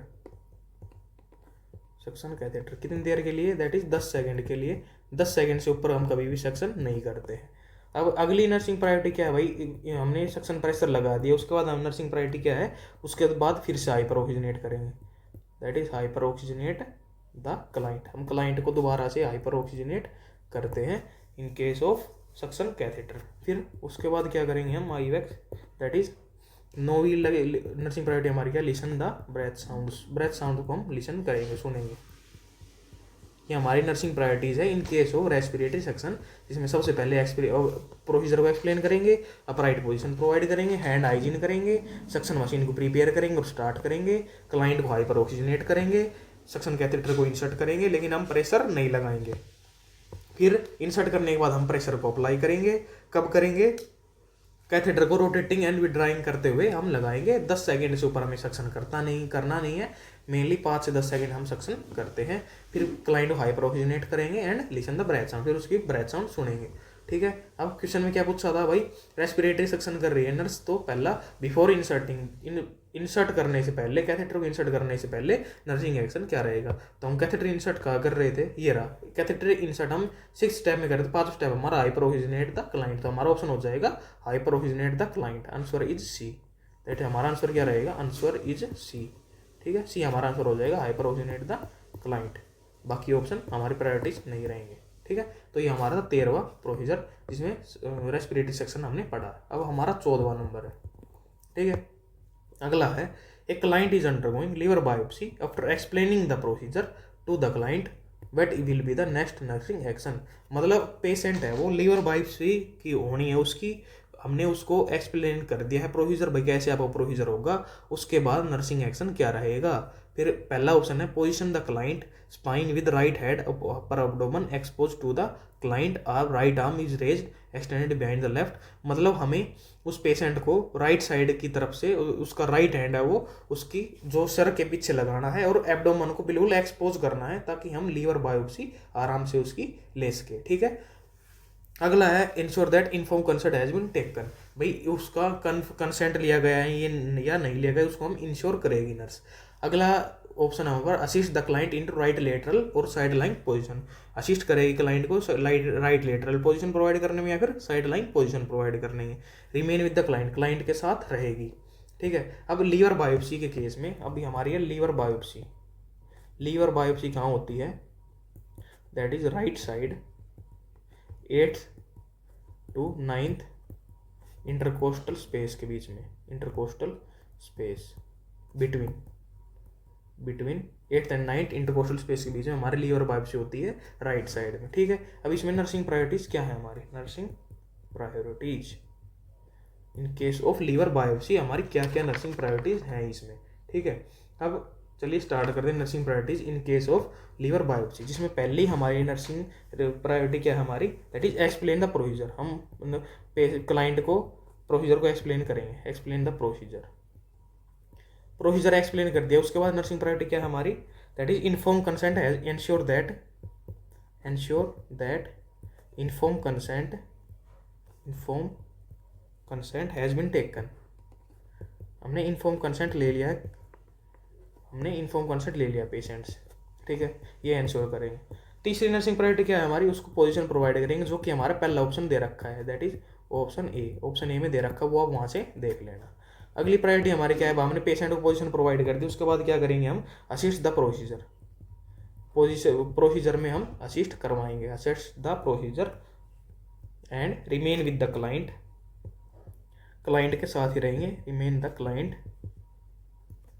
उसके बाद क्या करेंगे, असेस वाइटल, हम वाइटल साइन को असेस करेंगे, assess vital science, vital science हमने असेस कर लिए। उसके बाद नर्सिंग प्रायोरिटी, उसके बाद करेंगे आफ्टर प्रोसीजर, प्रोसीजर के बाद असिस्ट पोजीशन, असिस्ट पोजीशन कौन सी पोजीशन प्रोवाइड करेंगे, जो कि हमने ऑप्शन में पढ़ी है, in right side, right lateral बोल दो या फिर इसको, या फिर और साइड लाइन, राइट लेटरल या फिर साइड लाइन। ये याद रखना ये लेफ्ट लेटरल नहीं है, क्योंकि ओबीजी पढ़ के हम लेफ्ट लेटरल ही कर देते हैं हर जगह, लेकिन ये है राइट लेटरल और साइड लाइन पोजीशन। अब साइड लाइन पोजीशन प्रोवाइड कर दी। उसके बाद नर्सिंग एक्शन क्या है हमारा, that is apply small pillow, apply small pillow और rolled towel, rolled towel below puncture side, जो हमने जहाँ पे पंचर किया है, पंचर साइड मतलब 8 और 9 इंटरकोस्टल स्पेस के बीच में, वहाँ पर हम या तो स्मॉल पिलो लगाएंगे या फिर रोल टॉवल को लगाएंगे टू कंप्रेस द साइट। ठीक है, अगला हमारा लास्ट नर्सिंग एक्शन क्या है, चेक द ब्लीडिंग, ब्लीडिंग को हम चेक करेंगे, हेमरेज के लिए हम असेस करेंगे। उसके बाद लास्ट नर्सिंग एक्शन हमारा document the finding, document the findings, हमें फाइंडिंग्स को डॉक्यूमेंट करना है, जो कि हमारा सरकारी नर्सिंग है एक्शन है, ये सभी में हम करते हैं। तो लीवर बायोप्सी में हमने ये क्या एक्सप्लेन कर दिया, इन्फॉर्म कंसेंट, पोजीशन प्रोवाइड कर दी, असिस्ट करवाया, वाइटल साइंस ले लिए और उसको प्रोसीजर के बाद उस पोजीशन प्रोवाइड कर दी, स्मॉल पिल्लो लगा दिया, ब्लीडिंग के लिए चेक कर दिया, फाइंडिंग डॉक्यूमेंट कर दिया। अब इसमें क्या पूछा गया है भाई प्रोसीजर एक्सप्लेन कर दिया, उसके बाद नर्स क्या करेगी, प्रोसीजर को एक्सप्लेन करने के बाद क्या था हमारा, ensure that inform consent has been taken. भाई इन्फॉर्म कंसेंट वाली लाइन कहाँ पे ले आए, और वही हमारा सही आंसर हो जाएगा, दैट इज ये रहा ऑप्शन बी, ऑप्शन बी हमारा राइट आंसर है। क्या है answer B, that is answer B is our right answer. बाकी हमारी ये नहीं है, हमारी प्रायोरिटीज नहीं है क्वेश्चन के अकॉर्डिंग, मतलब ये ऑप्शन ये सारे ठीक है इसमें, ये चारों चारों, लेकिन हमारी प्रायोरिटीज के अनुसार हमारा बी ऑप्शन करेक्ट है, क्योंकि इसमें बताया गया था कि भाई जो प्रोसीजर वो एक्सप्लेन कर दे, उसके बाद क्या स्टेप रहेगा, तो उसके बाद हमारा ये कंसेंट वाला स्टेप है। ठीक है, तो ये था हमारा 14वां, दैट इज लीवर बायोप्सी। उसके बाद हमारा है 15वां टॉपिक, ये हमारा एनजी ट्यूब के द्वारा भाई दवाई देने के।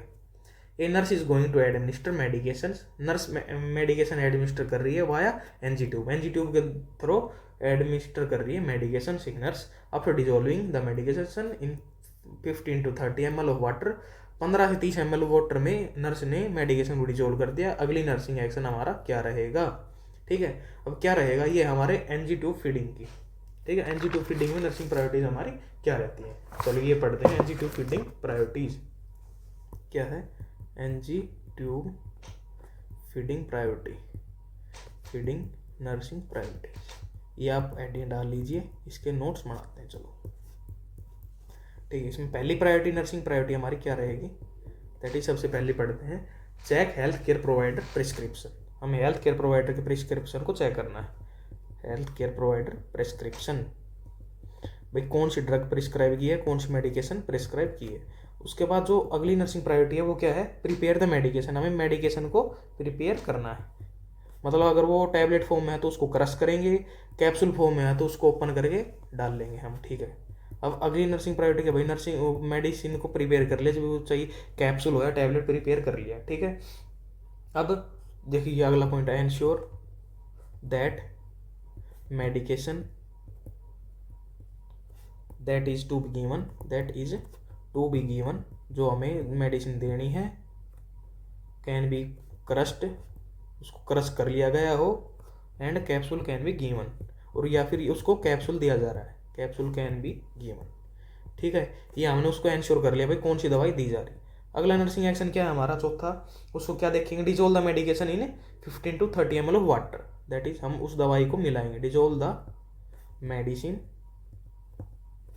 Into 15 to 30 ml of water, 15 से 30 ml वाटर में उसको डिजोल्व करेंगे। अगला क्या है हमारा nursing action, verify client identity, उसके बाद हम वेरीफाई करेंगे क्लाइंट की आइडेंटिटी दवाई डिजोल्व करने के बाद। ठीक है, सबसे पहले हम यही टेक देते हैं। अगर ऑप्शन हमें ये दिख जाता है ना कि वेरीफाई क्लाइंट आइडेंटिटी, तो हम सबसे पहले यही आंसर करते हैं। लेकिन ये देख लो, ये 5 ही प्रायोरिटी हमारे पास, तो ऐसे हमें प्रायोरिटीज याद करनी है भाई, कौन सी सबसे पहले आएगी। तो आप इनको नोट्स बना लेना और ढंग से पढ़ लेना। सबसे पहले हेल्थ केयर प्रोवाइडर प्रिस्क्रिप्शन को चेक करेंगे, मेडिसिन को प्रिपेयर करेंगे, जो टैबलेट होती है कैप्सूल, फिर मेडिसिन को डिजोल्व करेंगे, फिर क्लाइंट की आइडेंटिटी को वेरीफाई करेंगे। ठीक है, अब उसके बाद क्या कर रहे हैं हम, तो छठा स्टेप पे क्लाइंट की आइडेंटिटी वेरीफाई कर ली। अब हम ट्यूब की प्लेसमेंट चेक करेंगे। Check the tube placement and residual volume of the stomach में हम ट्यूब की प्लेसमेंट को चेक करेंगे और उसके रेजिडुअल वॉल्यूम को भी चेक करेंगे। अब अगला नर्सिंग प्रायोरिटी हमारे पास कि take medication into syringe. Syringe में हम उस मेडिकेशन जो हमने डिजोल्व की थी 15-30 ml में, उसको सिरिंज में हम मेडिसिन ले लेंगे। अब अगला नर्सिंग एक्शन क्या है, दैट इज इंसर्ट मेडिकेशन। हमें इंसर्ट मेडिकेशन है उसको इंसर्ट करना है with the help of syringe NG tube से कनेक्ट करके। अब अगला नर्सिंग एक्शन क्या है हमारा, प्लस द ट्यूब। उसको दवाई देने के बाद प्लस द ट्यूब को हम प्लस करेंगे किसकी हेल्प से, with 30 to 50 ml of NS, या तो NS यूज करेंगे और वाटर, NS या फिर वाटर में से एक चीज यूज करेंगे और उसको फ्लश कर देंगे 30 से 50 ml यूज करके। अगली नर्सिंग प्रायोरिटी हमारी क्या है, clamp the NG tube for 30 to 60 minutes. 30 to 60 minutes के लिए हम उसको क्लैंप कर देते हैं NG ट्यूब को। ठीक है, तो ये थी हमारी nursing priorities in case of NG tube से हम फीडिंग या फिर मेडिसिन देते हैं। तो क्या क्या कर रहे थे, check health care prescription, medicine prepare की कैसी भी हो, डिजोल्व किया मेडिसिन को 15-30 ml वाटर में, क्लाइंट की आइडेंटिटी वेरीफाई की, ट्यूब को प्लेसमेंट चेक किया, रेजिडुअल वॉल्यूम चेक किया, मेडिकेशन को हम सीरीज में लोड किया, मेडिकेशन को इंसर्ट किया, फिर ट्यूब को फ्लश कर दिया 30 से 50 ml NS या फिर वाटर के साथ, फिर ट्यूब को क्लैंप कर दिया 30 से 60 मिनट के लिए। तो ये हो गई हमारी नर्सिंग प्रायोरिटीज। क्वेश्चन में क्या पूछा गया है कि भाई उसको 15-30 ml में डिजोल्व कर लिया, उसके बाद क्या करेगी। डिजोल्व का पॉइंट हमारा क्या था, देख, dissolve the medication into 15 to 30 minute. चौथा हमारा स्टेप था, 5वां आएगा वेरीफाई क्लाइंट आइडेंटिटी। इसमें क्लाइंट की आइडेंटिटी वेरीफाई करेंगे। तो ये ऑप्शन किस में दे रखा है हमारा, ये रहा 4th ऑप्शन, ये हमारा करेक्ट ऑप्शन हो गया 4th। तो आंसर क्या हो गया हमारा, answer 4th is our correct option. बाकी हमारी प्रायोरिटीज नहीं है इस क्वेश्चन के अकॉर्डिंग। चौथा हमारा राइट आंसर हो गया। अब हमने 15 टॉपिक कर लिए, अगला टॉपिक है हमारा 16 नंबर। ठीक है, 16 नंबर में क्या है, एक client is going for paracentesis procedure. Paracentesis procedure क्या होता है, removal of the fluid from the peritoneal cavity, मतलब असाइटिस फ्लूइड को रिमूव करना from the abdominal cavity. Abdominal cavity में से उस प्रोसीजर को बोलते हैं paracentesis. After obtaining vital signs and weight will be the next nursing action. Patient vital sign ले लिया और वेट चेक कर लिया, उसके बाद हमारा अगला नर्सिंग एक्शन क्या रहेगा। अब इसमें ऑप्शन दे रखे हैं, ensure that the client understand the procedure. हम ये अब बात आती है पैरासेंटेसिस में नर्सिंग प्रायोरिटीज की बात। पैरासेंटेसिस क्या बताया हमने, removal of the fluid from the peritoneal cavity. Peritoneal cavity में से फ्लूइड निकालने की प्रोसीजर को हम पैरासेंटेसिस बोलते हैं। इसमें ऑप्शन बताए गए हैं, मतलब वाइटल साइन ले लिया और वेट ले लिया, उसके बाद नर्स क्या करेगी, ensure that client understood the procedure. भाई ये देखेगी भाई क्लाइंट ने प्रोसीजर को समझ लिया है। Ensure that inform consent has been taken, consent ले लिया है। Ensure that client has avoided position the client right after Fowler, assess the health care provider। ठीक है, तो हम पढ़ते हैं पैरासेंटेसिस में नर्सिंग प्रायोरिटीज, दैट इज पैरासेंटेसिस। सबसे पहले लिखते हैं पैरासेंटेसिस होता क्या है, removal of ascites fluid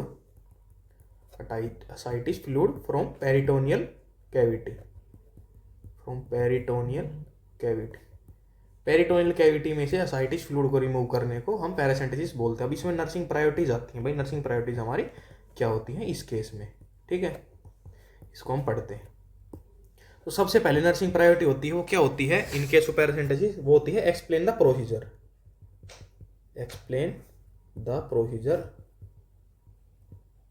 to client को हमें प्रोसीजर को एक्सप्लेन करना है। ठीक है, अब दूसरी प्रायोरिटी क्या है एक्सप्लेन करने के बाद, ensure that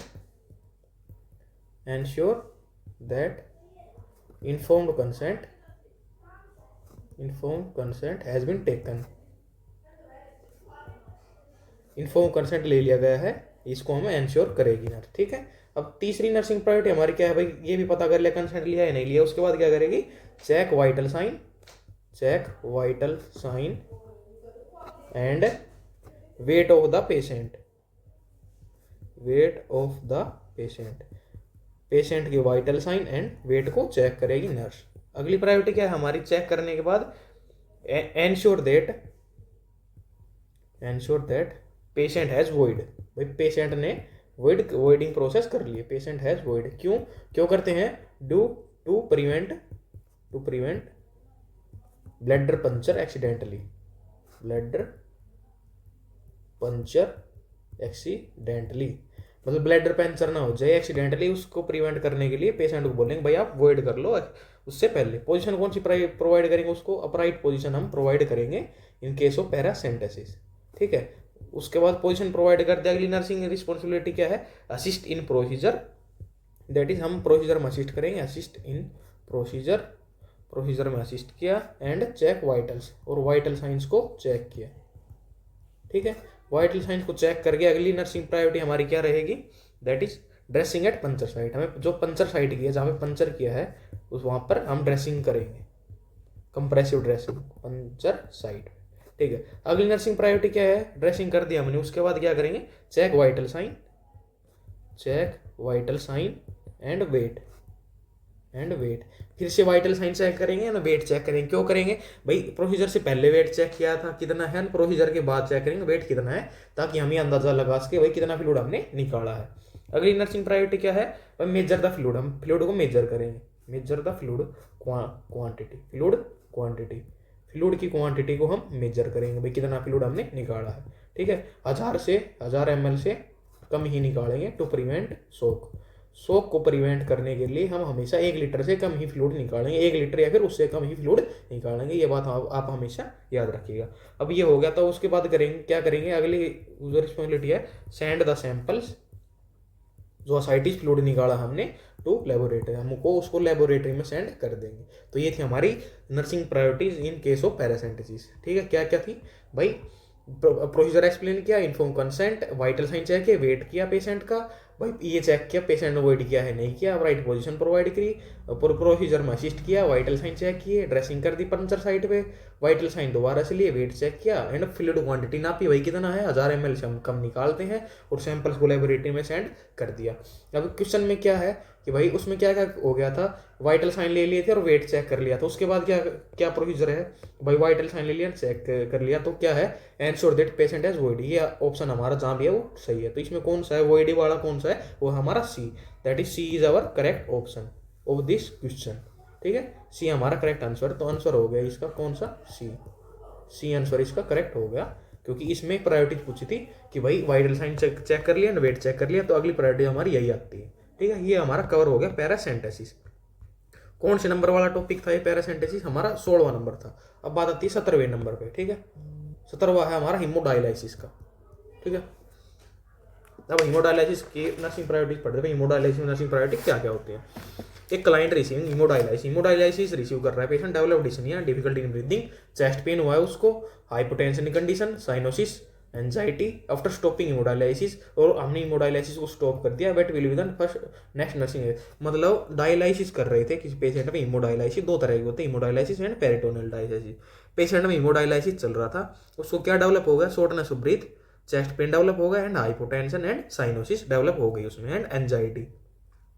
after stopping the haemodialysis, haemodialysis हमने स्टॉप कर दिया, उसके बाद नेक्स्ट नर्सिंग एक्शन हमारा क्या रहेगा। ठीक है, तो इसमें क्या हीमोडायलिसिस की नर्सिंग प्रायोरिटीज हमें पढ़नी क्या है, पहला ऑप्शन है notify the health care provider, हम हेल्थ केयर प्रोवाइडर को नोटिफाई करेंगे, एडमिनिस्टर ऑक्सीजन, ऑक्सीजन एडमिनिस्टर करेंगे, assess the vital sign, vital sign assess करेंगे, या फिर turn the client left side with head down, या फिर साइड लेटरल पोजिशन में उसको प्रोवाइड करेंगे। तो हम किस में पढ़ेंगे अब, हीमोडायलिसिस, हीमोडायलिसिस में नर्सिंग प्रायोरिटीज। ठीक है, अब ये स्टार्ट करते हैं अपनी नर्सिंग प्रायोरिटीज इन हीमोडायलिसिस। ठीक, अब सबसे पहले क्या करेंगे हम भाई, stop the dialysis process, stop the dialysis procedure, हम डायलिसिस के प्रोसीजर को हम स्टॉप कर देंगे अगर पेशेंट में कोई भी प्रॉब्लम हो रही है तो। अगली प्रायोरिटी हमारी क्या रहेगी, then turn client then turn client को हम टर्न करेंगे ऑन लेफ्ट साइड में हम उसको टर्न करेंगे विद हेड डाउन, जिसको ट्रेंडलबर्ग पोजीशन भी बोलते हैं। That is